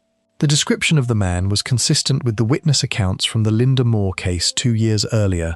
The same round face, dark hair, a man in his 20s or early 30s.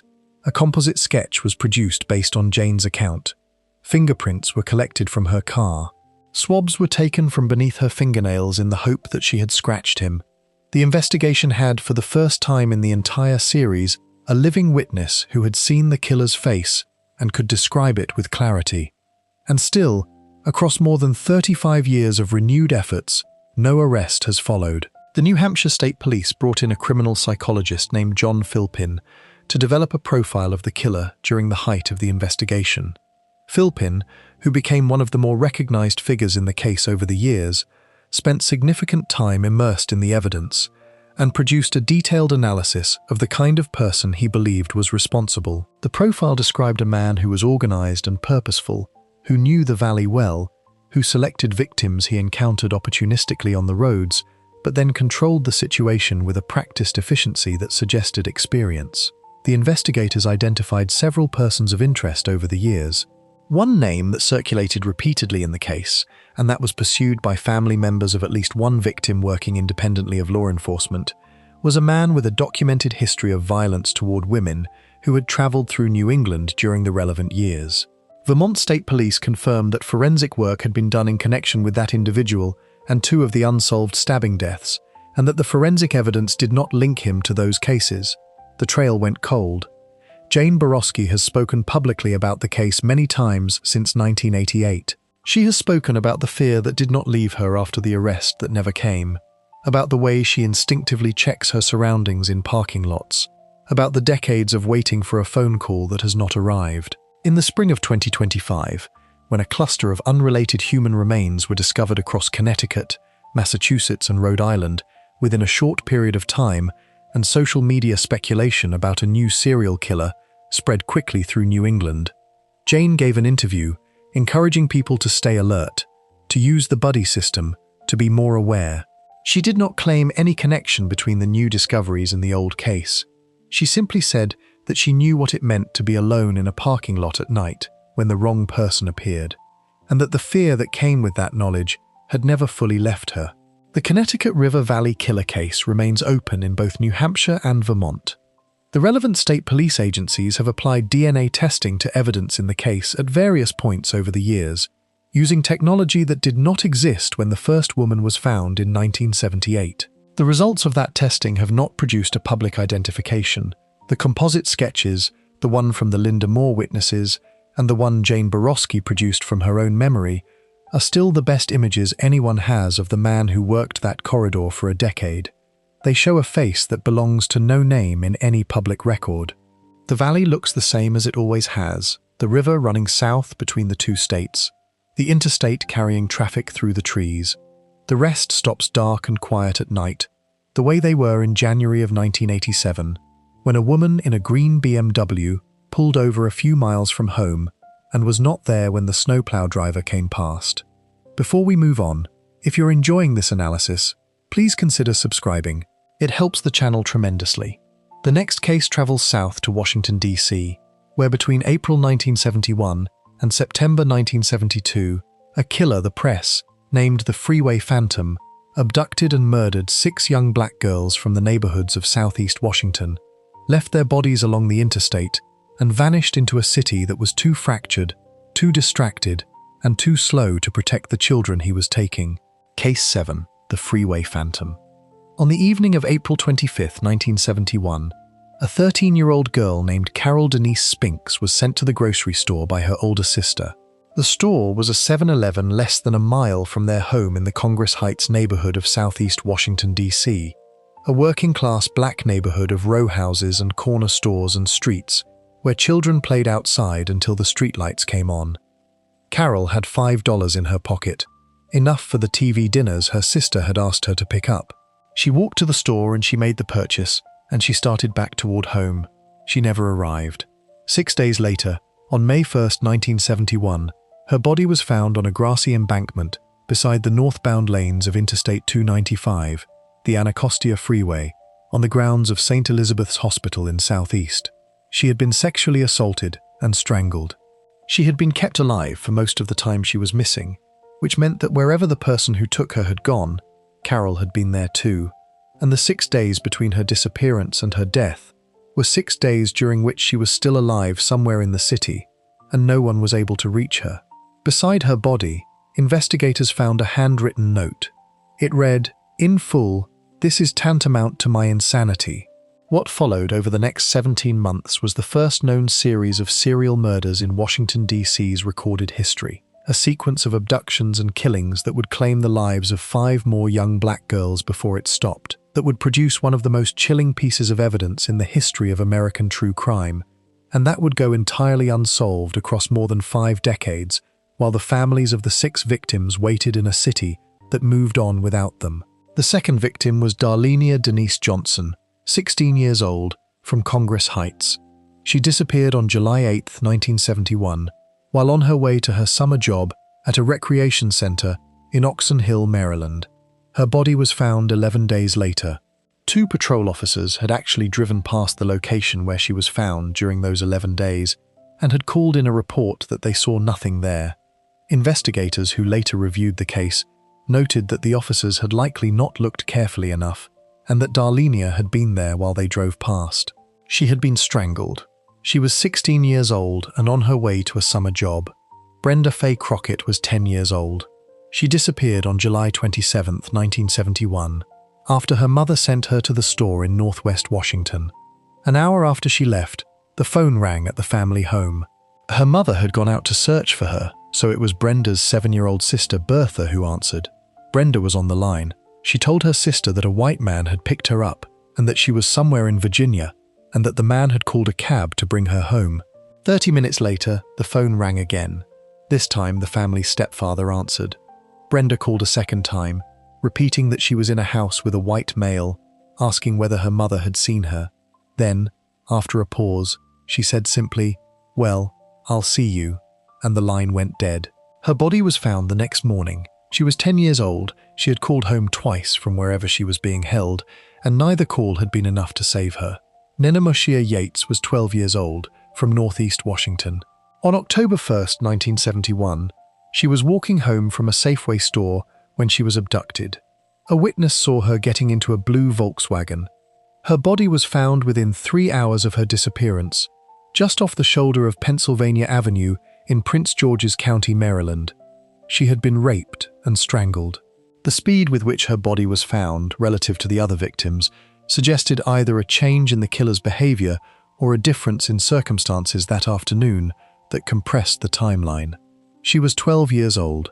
Brenda Denise Woodard was 18, from Baltimore, a high school student who had been visiting Washington. On November 15, 1971, she had dinner with a classmate and then boarded a city bus around 11:30 at night to return to her home on Maryland Avenue. About 6 hours later, a police officer found her body in a grassy area near Prince George's County Hospital, alongside an access road. She had been stabbed multiple times and strangled. In her pocket, investigators found a note written in her own handwriting that appeared to have been dictated to her by her killer. The note used the same phrase that had been left beside Carol Spinks 7 months earlier. "This is tantamount to my insanity." The phrase had not been made public. The press had not reported it. No one outside the investigation was supposed to know it existed, which meant that the person who made Brenda Woodard write it in her own hand was the same person who had placed the first note beside Carol Spinks in the spring. The Freeway Phantom, as the press had begun calling him after Nenemoshia Yates was found along Pennsylvania Avenue, had just confirmed beyond any reasonable doubt that he was real, and that he was one person, and that he was taunting the people looking for him. The sixth and final confirmed victim was Diane Williams, 17 years old, a senior at Ballou High School in Southeast Washington. On September 5, 1972, she cooked dinner for her family and then visited her boyfriend's house. She was last seen boarding a bus near his home at 11:20 at night. A few hours later, her strangled body was found dumped alongside Interstate 295, just south of the district line. No signs of sexual assault were found. She had been killed quickly after she was taken, more quickly than some of the others, and her body had been left in the open where it would be found. After Diane Williams, the killings stopped. No further victim was attributed to the Freeway Phantom. No further note appeared. The case stayed open and the city moved on to other crises, and the 6 girls and young women who had been taken from the streets of Southeast Washington became what unsolved cases always eventually become in cities with enough other things to worry about. A name on a file in a building where people who remembered the original investigation were gradually replaced by people who did not. There are details about how the investigation unfolded that have been examined and re-examined over the decades, and that reflect badly on the institutions responsible for protecting the children of Southeast Washington in 1971 and 1972. When Carol Spinks did not come home, the initial response from the Metropolitan Police Department was delayed in part by an assumption that was applied routinely and almost automatically to young black girls who went missing in that part of the city. They were presumed to have run away. The runaway presumption, as it has come to be called in discussions of this case, meant that a full investigation was slow to begin. By the time the full weight of law enforcement attention was applied to Carol's disappearance, days had passed. Darlenia Johnson's case was treated initially in a similar way, with investigators slow to classify her as a genuine missing person rather than a teenager who had chosen to leave. When Brenda Crockett called home twice from wherever she was being held, and her family immediately contacted police with the information, the response was not fast enough to trace the calls or to locate her before she was killed. A child called her family 2 times to tell them she was with a white man somewhere in Virginia, and that information did not result in her rescue. The combination of institutional distrust between Southeast Washington's black community and the police, the routine undervaluing of missing black girls, and the fractured communication between District and Maryland and Virginia law enforcement agencies all contributed to a case that moved too slowly in its earliest weeks to have any chance of stopping what followed. The broader context of Washington in 1971 added further layers of chaos. On May 1st, the same day Carol Spinks's body was found, the largest mass arrest in American history up to that point took place in the Capitol, as more than 12,000 protesters demonstrating against the Vietnam War were detained in a single day. The city was under extraordinary strain, its police and political institutions stretched by competing pressures, and the murders of black girls in Southeast were not at the top of anyone's agenda who had the power to make them so. The Metropolitan Police Department has over the decades maintained a reward for information in the Freeway Phantom case. At various points, the reward has been set at $150,000, and matching contributions from other sources have brought it higher during periods of renewed public attention. A podcast produced by iHeartRadio and Tenderfoot TV, released in multiple parts and hosted by journalist Celeste Headley, brought the case to a new audience and generated significant public interest, as well as new tips to investigators. Headley worked alongside a former DC homicide detective named Romaine Jenkins, who had personally reopened the case and spent years pursuing leads that other investigators had not followed. The combination of Jenkins's investigative work and the public platform the podcast provided gave the case more traction than it had seen in decades. Several suspects have been examined by investigators over the years. The most significant was a group of men associated with a Washington street gang called the Green Vega Rapists, whose members were responsible for a series of sexual assaults in the district around the same time as the Freeway Phantom killings. One member of that group in particular attracted sustained attention, and the evidence linking the Phantom crimes to that network has been described by former investigators as the strongest lead the case has ever produced. The details of that suspect's identity and the specific evidence connecting him to the case have not been made public in full, in part because the Metropolitan Police Department has consistently maintained that the investigation is ongoing and that identifying named suspects prematurely could compromise any eventual prosecution. The families of the 6 victims have held the case together across more than 50 years in the way that families of unsolved murder victims hold cases together, which is to say through sheer persistence and through a refusal to allow the people they lost to become abstractions.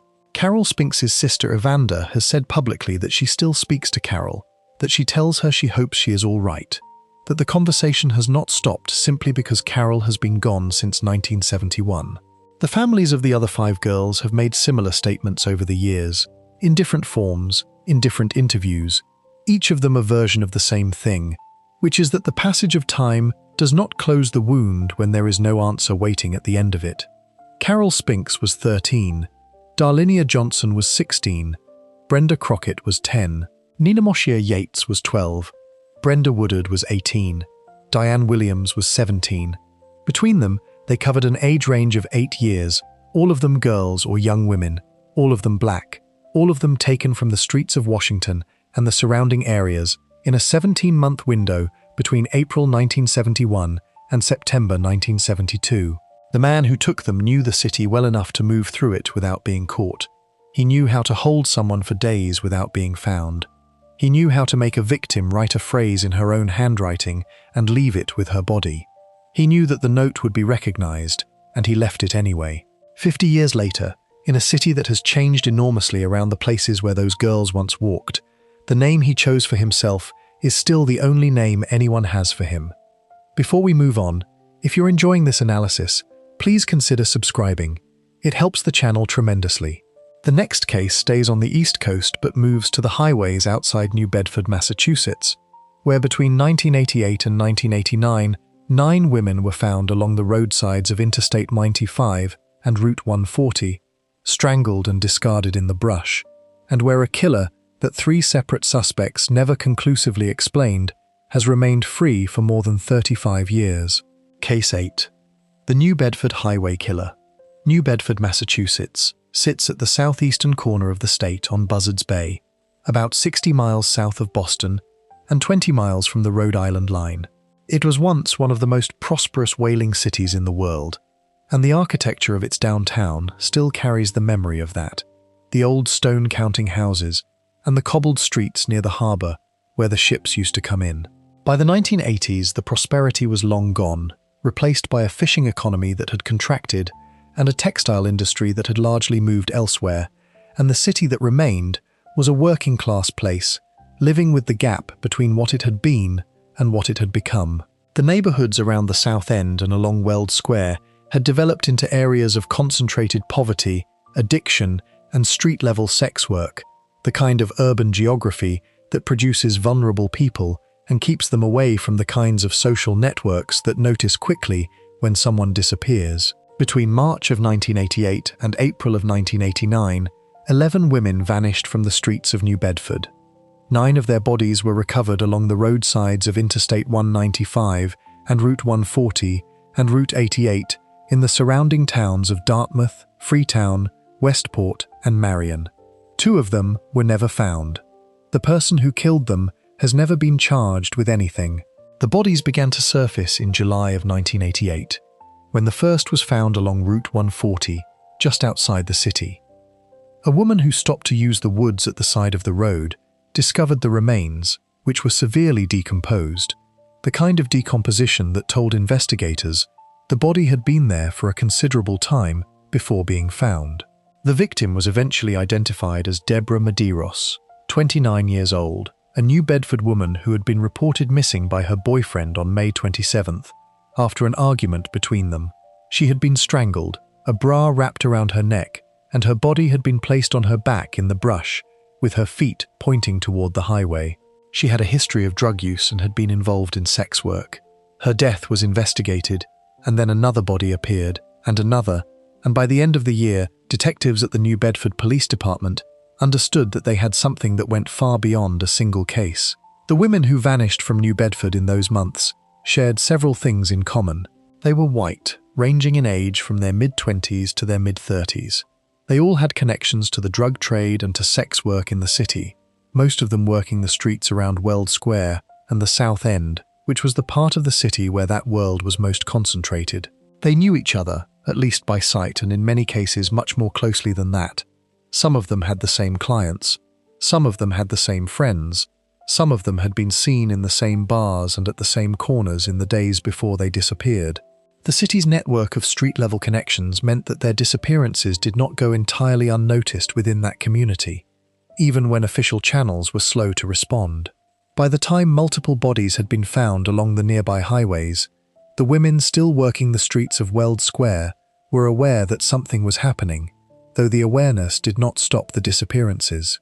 The victims recovered from the roadsides were Deborah Medeiros, Nancy Piver, Deborah McConnell, Deborah Greenlaw DeMello, Dawn Mendez, Mary Rose Santos, Sandra Botelho, Robin Rhodes, and the woman found in the most unusual circumstances of any in the group, a 34-year-old named Rochelle Clifford, who had last been seen alive in April of 1988. The two women never found were Christina Montero, 19 years old, and Marilyn Cardoza Roberts, 34, whose father was a retired New Bedford police officer, and who was reported missing by her family in December of 1988, after they heard about the possibility of a serial killer operating in the area. Both remain officially missing and presumed dead. The families of Christina Montero and Marilyn Roberts have carried for more than 35 years the particular weight of not having a burial place, of not having the certainty that a confirmed identification provides, of living in the gap between missing and gone. The investigation developed quickly in terms of identifying the pattern, and slowly in terms of developing a suspect. Detectives at the New Bedford Police Department recognized relatively early that the geographic clustering of the body dump sites along the highways and the shared background of the victims pointed toward a single offender. Former Detective Richard Ferreira, who worked the case from its earlier stages, said in later interviews that the connection between the cases became apparent to him quickly, and that the realization that the city had a serial killer had been one of the most difficult professional moments of his career. A task force was assembled.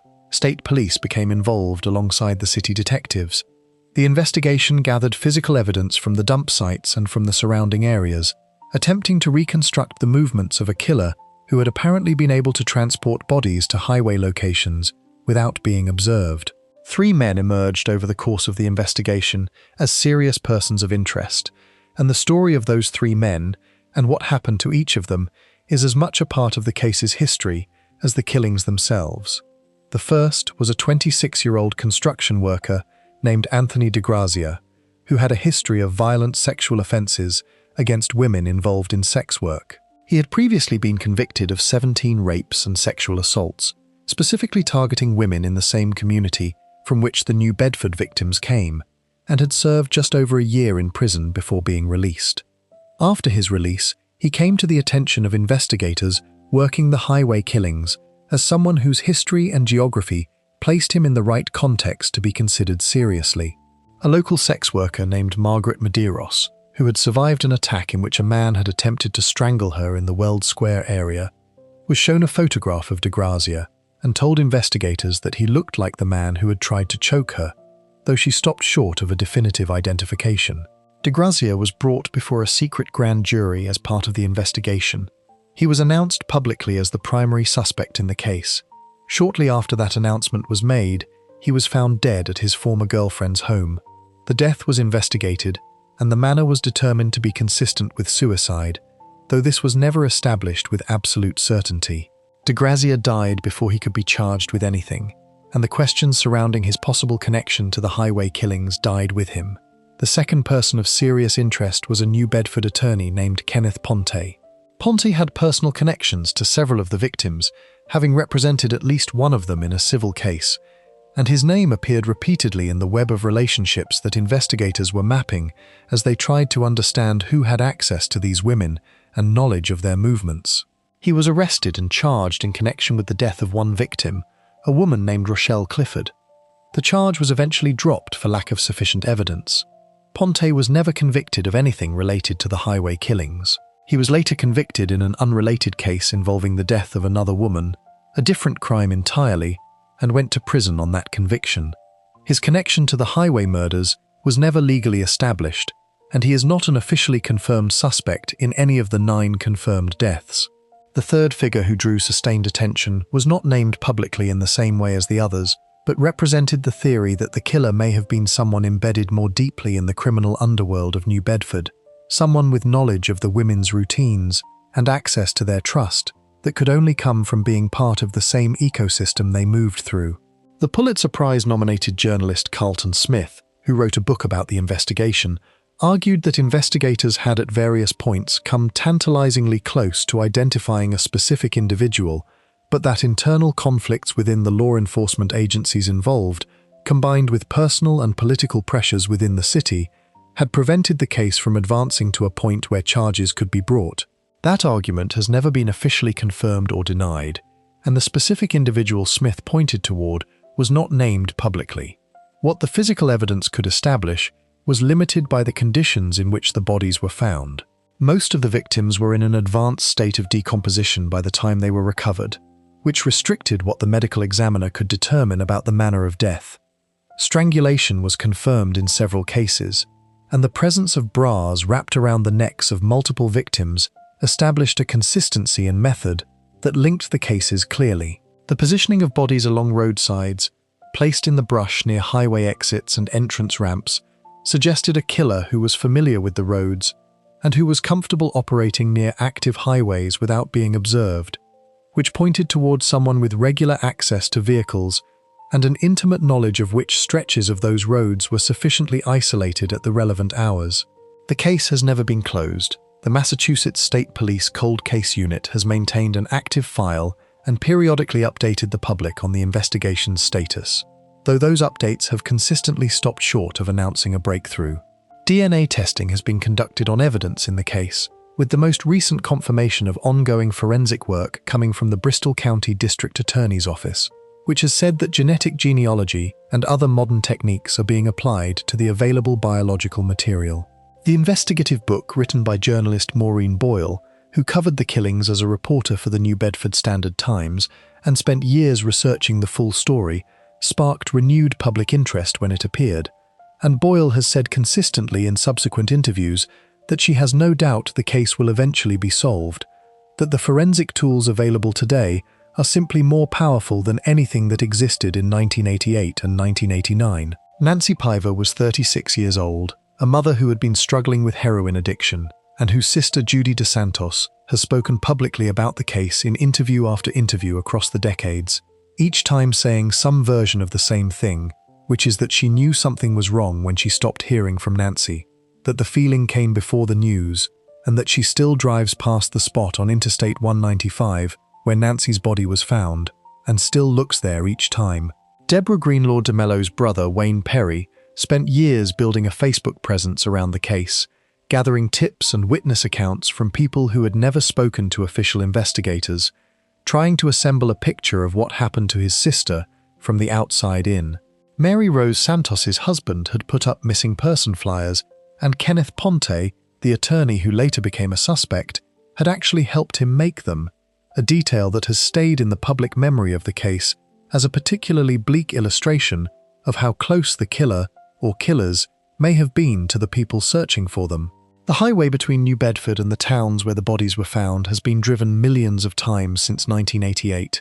The exit ramps and the roadsides and the brushy margins where 9 women were left look like every other stretch of Massachusetts highway, and most people who travel them have no idea what happened there in the year between March of 1988 and April of 1989.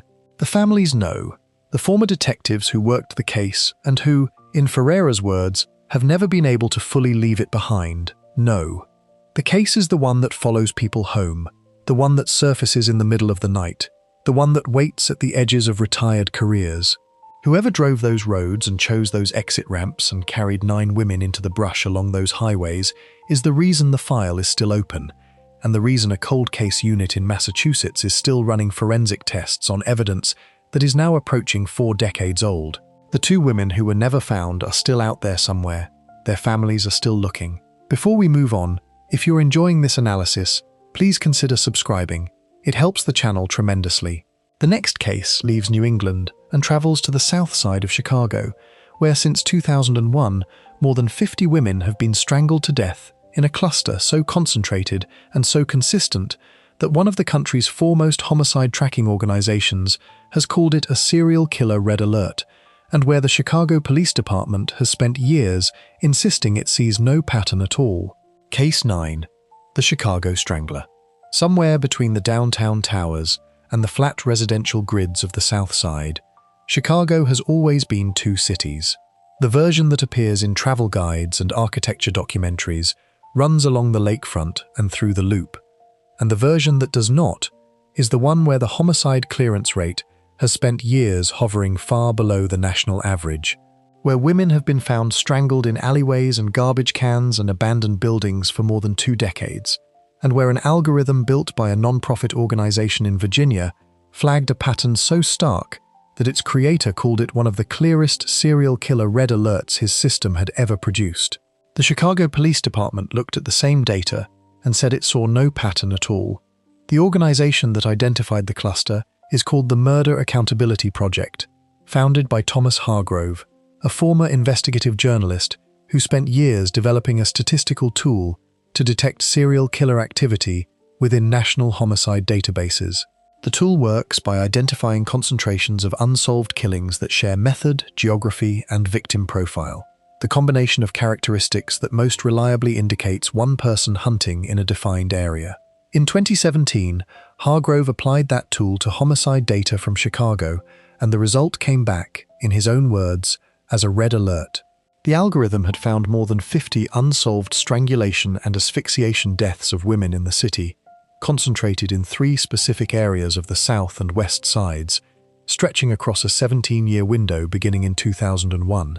Hargrove contacted the Chicago Police Department with his findings. The department's response was to say that the cases were not connected. Between 2001 and 2018, at least 51 women between the ages of 18 and 58 were strangled or asphyxiated in Chicago, and their killings went unsolved. More than 3/4 of them were black. Most had histories of sex work, drug use, or both. Their bodies were found in alleys, in garbage cans pushed to the end of someone's driveway, in parks, in the snow, in abandoned buildings on blocks where the vacancy rate was high enough that a body could go undiscovered for days. They were found partially or fully stripped in the majority of cases. The geographic concentration of the deaths fell within 3 police districts on the south and west sides, the areas of the city with the highest violent crime rates and the lowest historical clearance rates for homicide. Hargrove noted one additional geographic detail in the data that stood out sharply. The body recovery sites on the near south side formed an almost perfectly straight line running north to south that matched the route of the Chicago Transit Authority's Green Line elevated train. The implication was that at least one of the killers may have been using that train line as a hunting route, moving through the south side along a fixed corridor and selecting victims from the neighborhoods it passed through. The Chicago Police Department's position across most of the period from 2017 to the present has been that the cases in the cluster are not necessarily connected, that similar victim profiles and similar methods do not by themselves establish a serial killer, and that each death is being investigated individually. That position has been challenged repeatedly and publicly. Thomas Hargrove has said more than once that the statistical probability of 51 similar killings clustering in the same geography by random chance is vanishingly small. A journalism professor at Roosevelt University named John Fountain, who assigned his students to document the lives of the 51 women in an investigative project called Unforgotten 51, framed the city's response in terms that were direct. He said he was convinced that if there were 51 dogs killed in Chicago with the same characteristics, the city would be in an uproar. 51 women produced a denial that a pattern existed. That framing, repeated in various forms by family members, advocates, and journalists over the years, reflects the most fundamental critique of how the case has been handled, that the women in the cluster were not treated as a problem, requiring the same urgency that a different set of victims would have received. DNA analysis of the available evidence has complicated both positions. Of the 51 unsolved cases, only 18 produced usable biological material, yielding 21 separate DNA samples. None of the 21 samples matched each other, and none matched any profile in the FBI's criminal database. The absence of cross-matching DNA does not prove that different people committed each killing. It is also consistent with a killer or killers who were careful, who understood that physical contact in a strangulation case could leave recoverable material, and who took steps to avoid leaving it. Hargrove has noted that the rate at which usable DNA was recovered from these cases was unusually low for crimes involving the physical violence of strangulation, and that the low recovery rate itself was a meaningful data point. Whether it reflects deliberate caution or simply the conditions in which bodies were found and stored is a question the evidence cannot currently answer. The one case in the cluster that produced a conviction illustrates both what the investigation has managed and what it has not. A Chicago man named Arthur Hilliard was charged in January of 2020 with the murder of Diamond Turner, a 21-year-old woman whose body had been found in a garbage can in the alley behind his apartment building in March of 2017. DNA evidence linked him to her death. He was convicted of her homicide in December of 2025 and is currently awaiting sentencing. The location where Turner's body was found, behind his building in the 1700 block of South Kenwood Avenue, falls within the geographic cluster that the Murder Accountability Project identified. Investigators have said publicly that the possibility of Hilliard being connected to other cases in the cluster was seriously considered, though no additional charges linking him to other deaths have been announced. One conviction from a cluster of 51. The 3-year gap in the data between 2014 and 2017, when the strangulations dropped to near zero before resuming with 2 killings in 2017 and 4 more in 2018, has been interpreted by Hargrove and others as consistent with a killer who was incarcerated on a separate charge, or who relocated temporarily, or who had some other disruption to his routine during those years. The pattern of a pause and then resumption is familiar from other serial killer cases that were eventually solved.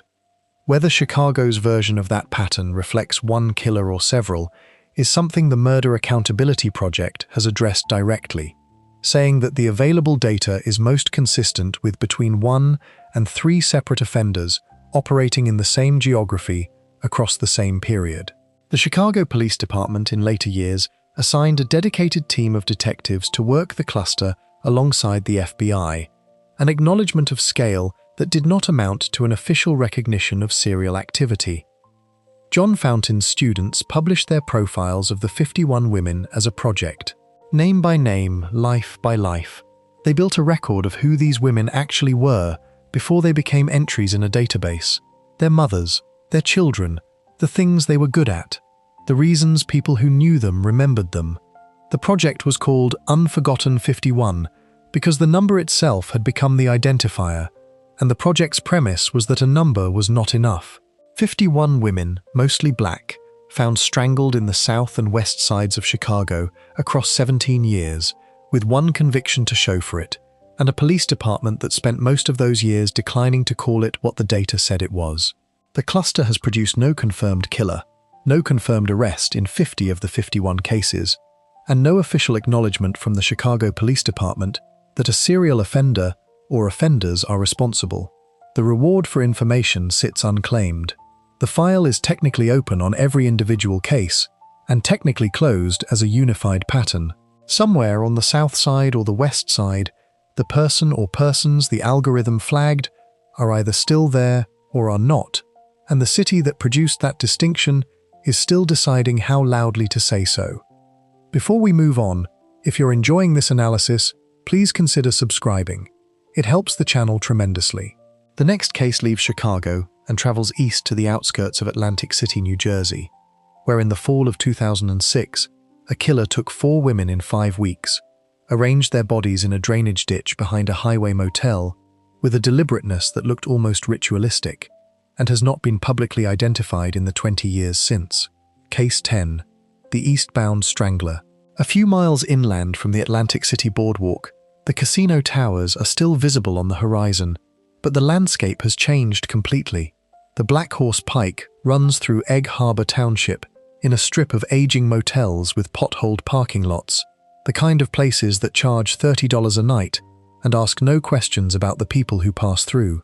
The Golden Key Motel sits along that strip, a budget property unremarkable in every visible way, and behind it runs a drainage ditch filled with chemical runoff and groundwater, overgrown at the edges, invisible from the road. It is the kind of location a person would choose if they needed somewhere that would not be noticed. In the fall of 2006, someone chose it 4 times. On the afternoon of November 20th, 2006, 2 women walking near the motel discovered a body in the ditch and called the police. The body belonged to Kim Raffo, 35 years old, originally from the Canarsie neighborhood of Brooklyn, where she had once worked as a waitress and lived what from the outside resembled a stable life before addiction changed the shape of it. She had returned to Atlantic City that fall and was working the street. She was lying face down in the shallow water. She was fully clothed except for her feet, which were bare, her shoes and socks missing. In the hours that followed, investigators searching the full length of the ditch found 3 more women. All 4 were face down, arms outstretched, heads oriented in the same direction, pointing east toward the distant glow of the casino lights. All 4 were missing their footwear. They were spaced roughly 320 feet apart. They had not been placed there on the same day. The killer had returned to that ditch on separate occasions over the preceding 5 weeks, each time disposing of a body in precisely the same way. The other 3 victims were Barbara Brador, 42 years old, who had disappeared in October and whose body had been in the ditch long enough that decomposition prevented a confirmed cause of death. Molly Jean Diltz, 20 years old, who had moved to Atlantic City from Black Lick, Pennsylvania, only 6 weeks before she died, and had known Barbara Brador during that short time. Tracy Ann Roberts, 23 years old, originally from a small town in Delaware, who had worked as an erotic dancer and who had been hospitalized just days before her death after a man struck her in the throat, trying to force himself on her as a manager. Autopsies confirmed that Kim Raffo had been strangled with a rope or cord and that Tracy Roberts had been asphyxiated. For Barbara and Molly, decomposition had been thorough enough that the precise cause of death could not be officially established, though both were treated as homicides consistent with the other 2. The arrangement of the bodies was the element that stayed with everyone who worked the case, and that gave the killer his name. The 4 women had been placed with their heads pointing east, toward Atlantic City, their arms outstretched in the water, their feet used to anchor them against the sides of the ditch, so that the current in the runoff would not move them. The removal of shoes and socks from all 4 was precise and consistent, which led the criminal profiler John Kelly, who was brought in to assist the investigation, to theorize that the killer either had a fixation on women's feet or attached some ritualistic meaning to the removal of footwear, or both. Kelly also noted that the killer had not tried to hide the bodies. They were displayed openly in a ditch that, while not visible from the main road, would eventually be found. That open display, combined with the consistent positioning, pointed in Kelly's analysis toward a personality that wanted what it had done to be seen, that derived something from the arrangement itself beyond the killing.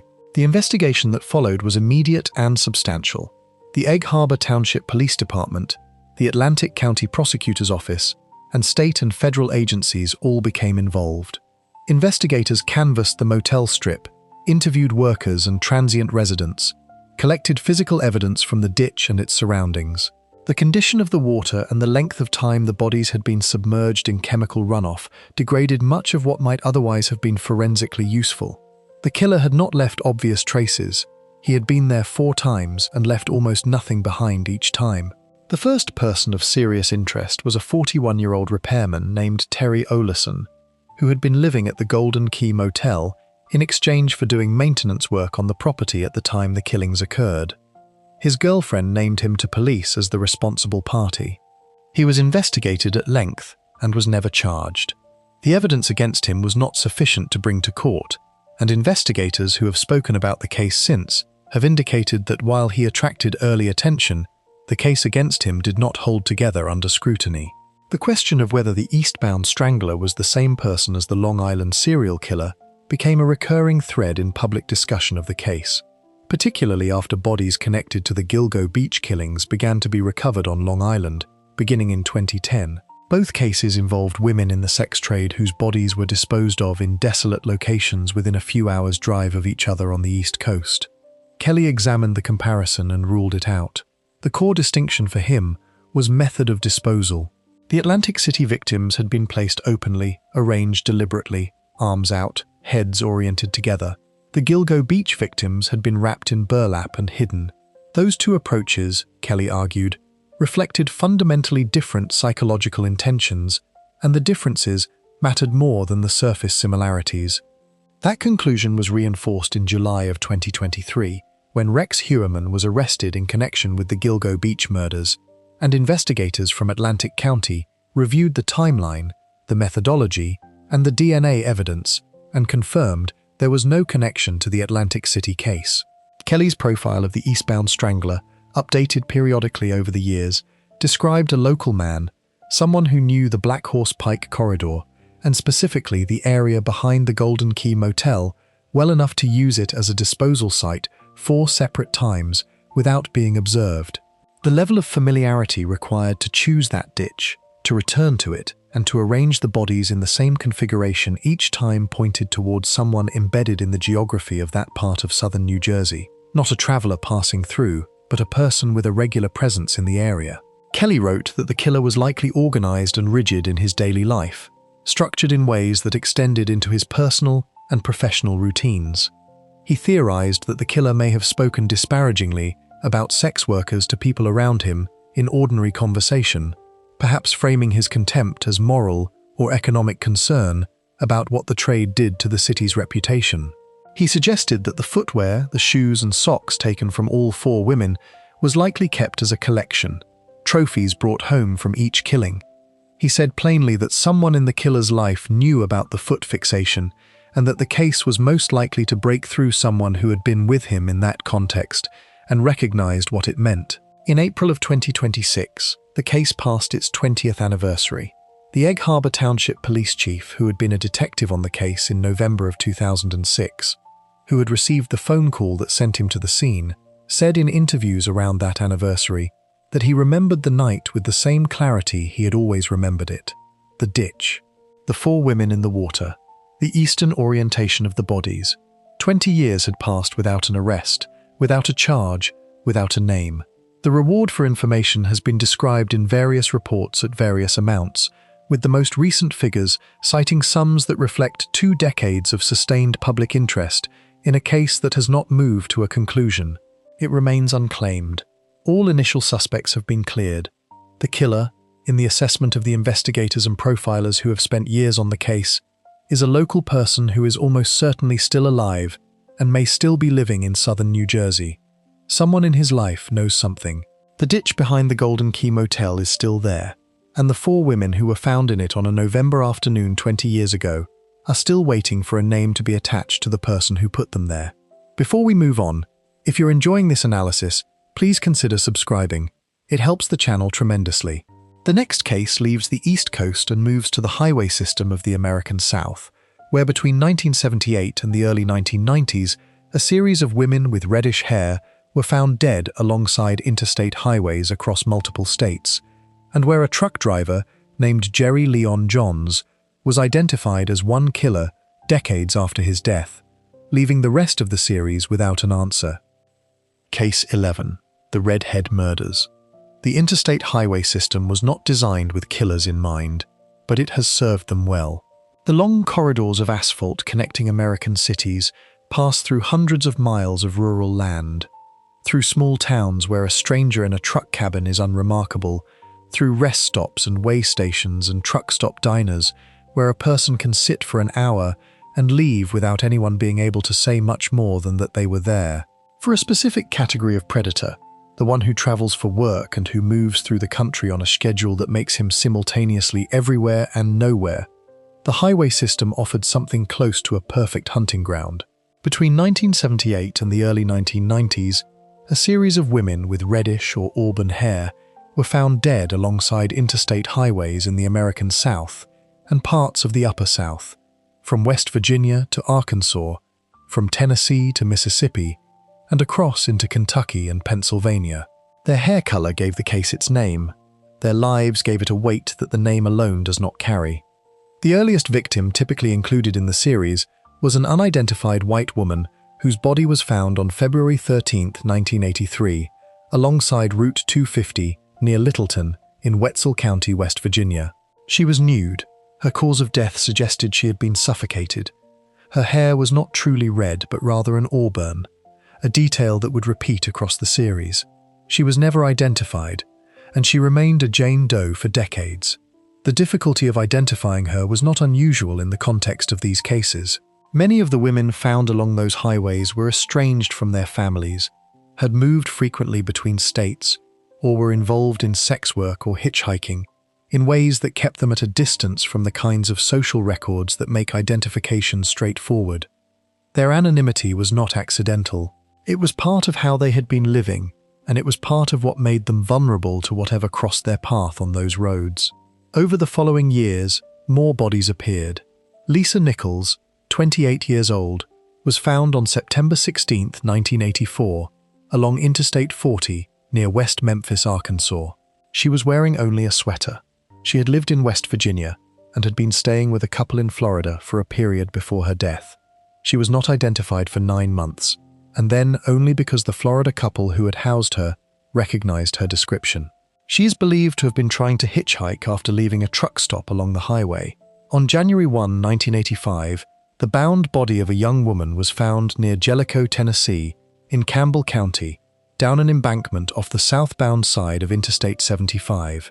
She would eventually be identified, after years as a Jane Doe, as Tina Marie McKenney Farmer of Indiana, 21 years old at the time of her death. Tina had last been seen in Indianapolis, accompanied by a trucker described as heading toward Kentucky. She had a daughter. She had been reported missing by her family, but her information had not been entered into national missing persons databases because Indiana, at the time, had no law requiring that step, which meant that her name and her description sat in a local file while her body sat in a Tennessee morgue for years without connection to either.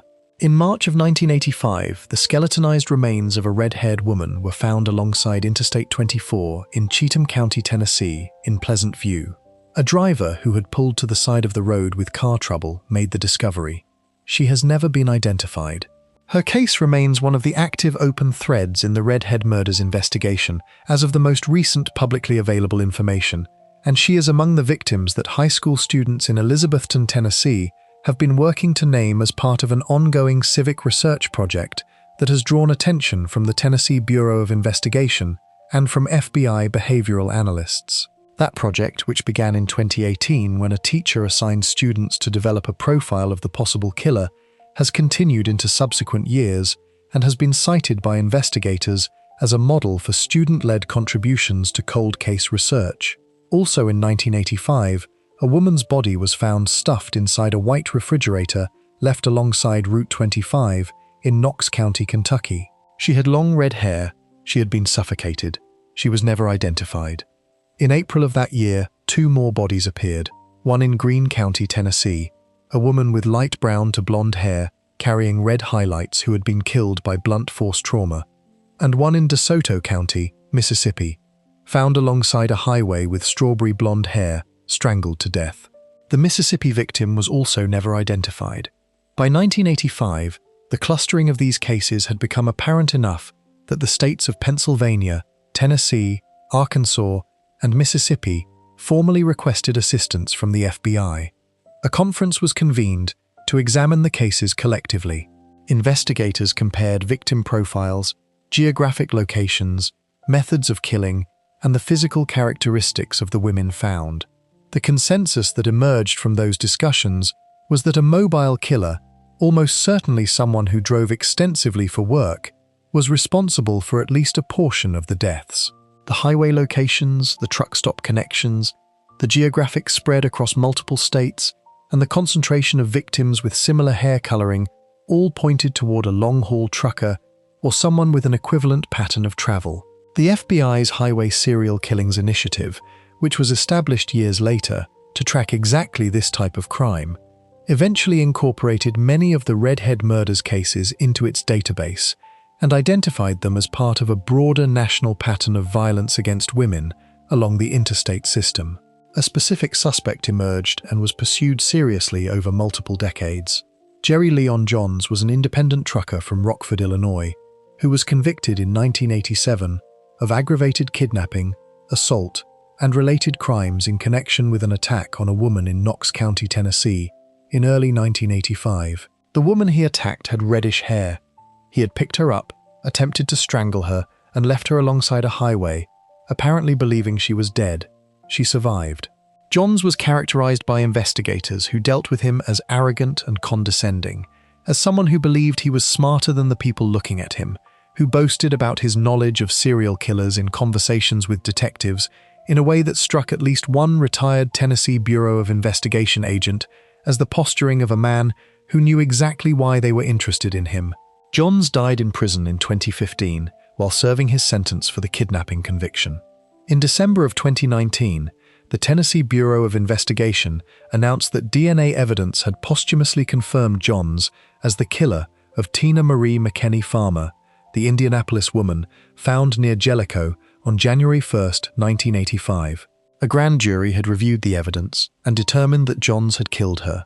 He was dead, so no prosecution was possible. What the identification established was that at least one of the redhead murders had a confirmed perpetrator. What it did not establish was whether Johns was responsible for all of them, or even most of them. That question remains unresolved. The geographic and temporal spread of the cases, combined with the inconsistencies in method and the variations in victim profile across different states and different years, has led some investigators to believe that the redhead murders as a category may represent the work of more than one person, a possibility that was raised even at the 1985 FBI conference. The highway system that connected the disposal sites also connected dozens of other truckers, drivers, and travelers who moved through the same corridors during the same years. Whether one man with a specific preference for auburn-haired women worked those interstates for more than a decade, or whether several different predators independently chose similar victims in similar locations, is a question that the identification of Jerry Leon Johns answered in one case and left open in all the others. As of 2025, high school students in Tennessee were still working to identify victims, and the Tennessee Bureau of Investigation was still actively submitting DNA profiles from unidentified victims to national databases. Several of the women found in those years along those highways still have no name, no family notified, no headstone with the right information on it. The Cheatham County Jane Doe, found along Interstate 24 in March of 1985, is among them. The Knox County woman in the refrigerator is among them. They were found on the roadside, and they are still there in every sense that matters, waiting in a database for someone to come forward with a name that fits. Before we move on, if you're enjoying this analysis, please consider subscribing. It helps the channel tremendously.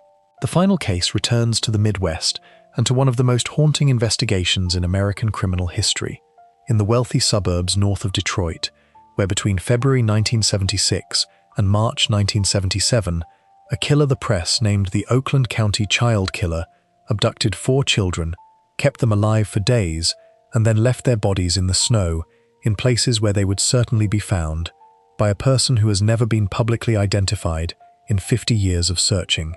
Case 12. The Oakland County Child Killer. Oakland County sits north of Detroit in the belt of prosperous suburban communities that grew up along the Woodward Corridor in the post-war decades.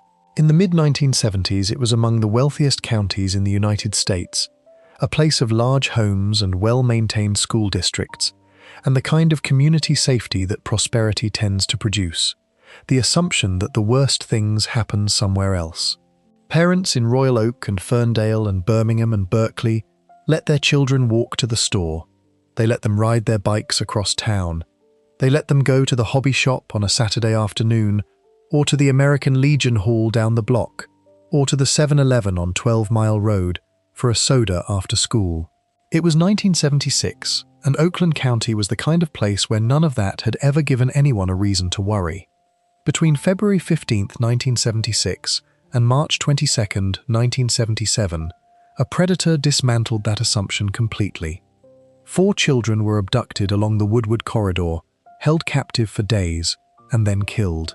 Their bodies were left in the open, in the snow, in places visible from roadways, as if the person responsible wanted them to be found, wanted the finding to be part of what he was doing.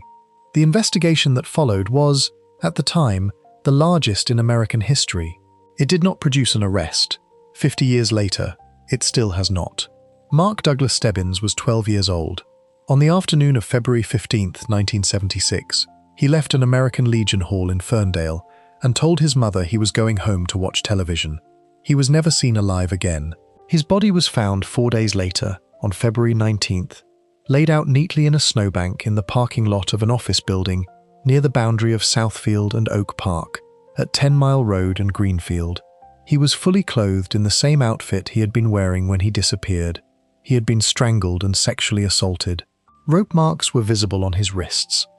The care with which his body had been arranged, the laundered clothing, the deliberate placement in a public location, immediately told investigators that they were not dealing with an impulsive crime.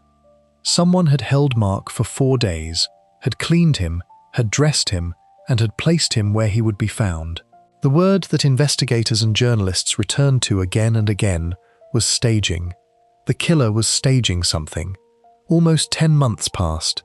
Then, on December 22, 1976, 12-year-old Jill Robinson of Royal Oak packed a backpack and left her house after an argument with her mother about dinner preparations.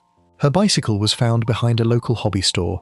4 days later, on December 26, her body was found alongside Interstate 75 in Troy, fully clothed, with her backpack still beside her, positioned so it was clearly visible from the Troy police station across the road. She had been shot once in the face with a 12-gauge shotgun.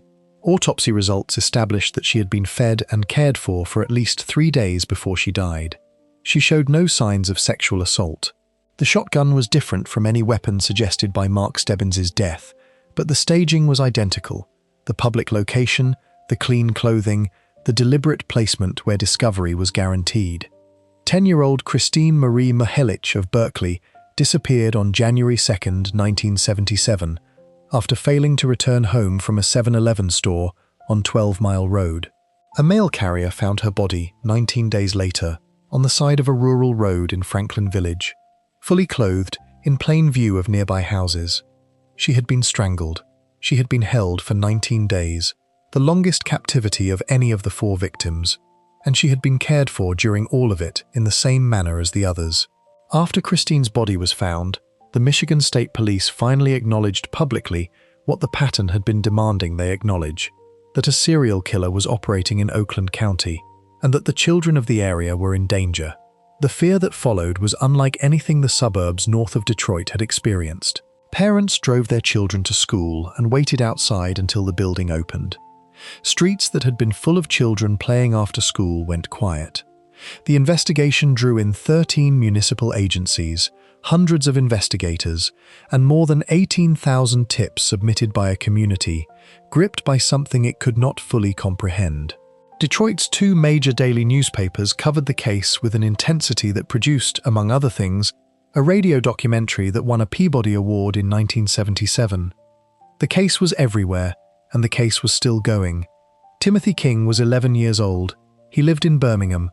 On the evening of March 16, 1977, he went to a drugstore near his home to buy candy, and was seen in the parking lot talking to a man.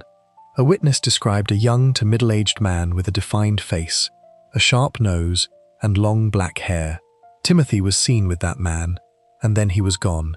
His body was found 6 days later on March 22, alongside a road in Livonia. He was fully clothed and clean.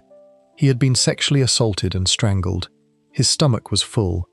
A detail that would stay in the public memory of the case for decades came from his mother, who had told reporters during the search that Timothy's favorite meal was Kentucky Fried Chicken. The autopsy established that his last meal had included fried chicken. Whoever had held him had known that, or had fed him what they fed all the children, and it had happened to be what he loved most. After Timothy King, the killings stopped. The task force continued for another year, processing tips, following leads, interviewing thousands of people, and finding nothing solid enough to bring to a prosecutor. The task force was disbanded in 1978. The case technically remained open, but the active investigation wound down. No one was charged. A DNA profile was eventually developed from biological material recovered from some of the victims' bodies. It does not match the DNA of anyone who has ever been formally connected to the case, which means the person it belongs to has never been in any system that would have produced a match. The suspects who accumulated around the case over the subsequent decades came primarily from one overlapping world, a network of men connected to pedophilia and child exploitation in Michigan in the 1970s. Among them was a man named Christopher Busch, the son of a high-ranking General Motors executive who had been convicted of criminal sexual conduct involving minors and who was named by at least one associate as directly involved in the first murder. Investigators later concluded that Busch had passed a polygraph examination clearing him, but subsequent review of that examination by multiple analysts found significant indicators that he had not passed it at all, that the original assessment had been wrong, or, in the view of some family members and advocates, deliberately falsified. Busch was found dead in his home in 1978. His death ruled a suicide, occurring shortly after the killings stopped. The King family, led for decades by Timothy's father Barry, spent years and significant personal resources filing lawsuits and demanding the release of investigative records, eventually obtaining more than 3,000 pages of documents that they believed pointed toward Busch and toward a failure at multiple levels of the investigation to pursue him properly. Barry King died in 2020 without answers. His daughter Kathy Broad, Timothy's sister, has continued the fight in his absence, running a blog about the case, engaging publicly with investigators, and refusing to allow the case to settle into the quiet that institutions sometimes hope will come when the people most personally invested in an outcome age out of the conversation. Broad said in interviews around the 50th anniversary of the killings that she had not heard from investigators in years, but that she was grateful for whatever relationship remained with the current Oakland County Prosecutor's Office, and that the case needed someone in authority to say plainly that it was the coldest of cold cases and that it deserved the resources that classification implies. Oakland County Sheriff Mike Bouchard, who was a young officer during the Timothy King search and who has overseen the county's continued engagement with the case, has directed his department to digitize records and apply artificial intelligence and advanced mitochondrial DNA and genealogy testing to old evidence. The science available in 2026 is genuinely different from the science available in 1977, and those differences are not trivial. The DNA profile that exists but matches no one in any database might yet be run through genealogical methods that trace family trees and surface relatives, the way the Golden State Killer was identified in 2018. Whether the biological material is still viable enough after 50 years of storage and repeated testing to support that approach is a question that has not been answered publicly. What has not changed, across 5 decades and every advance in forensic technology, is the central fact of what happened in Oakland County between February of 1976 and March of 1977. 4 children were taken from the sidewalks and the parking lots and the stores of one of the wealthiest counties in America, held in conditions that suggested the killer was organized and comfortable and had access to private space and time, cared for in a way that the families of the victims have found almost impossibly cruel to think about, and then killed and placed in the snow where the community that had lost them would find them. The largest investigation in American history at the time it was conducted did not find the person responsible. The DNA profile built from evidence collected at the scenes has not matched anyone. The witness description of a man with a defined face and long black hair in a parking lot in Birmingham in March of 1977 is still the best physical description available. Mark Stebbins would have been 60 years old in 2026. Jill Robinson would have been 61. Christine Mihelic would have been 59. Timothy King would have been 59. The person who took them from the streets of Oakland County is somewhere in the world, or died without a name attached to what he did, and 50 years of searching has not yet been able to determine which of those two things is true. If you enjoyed this breakdown, make sure to subscribe. Thanks for watching, and I'll see you in the next one.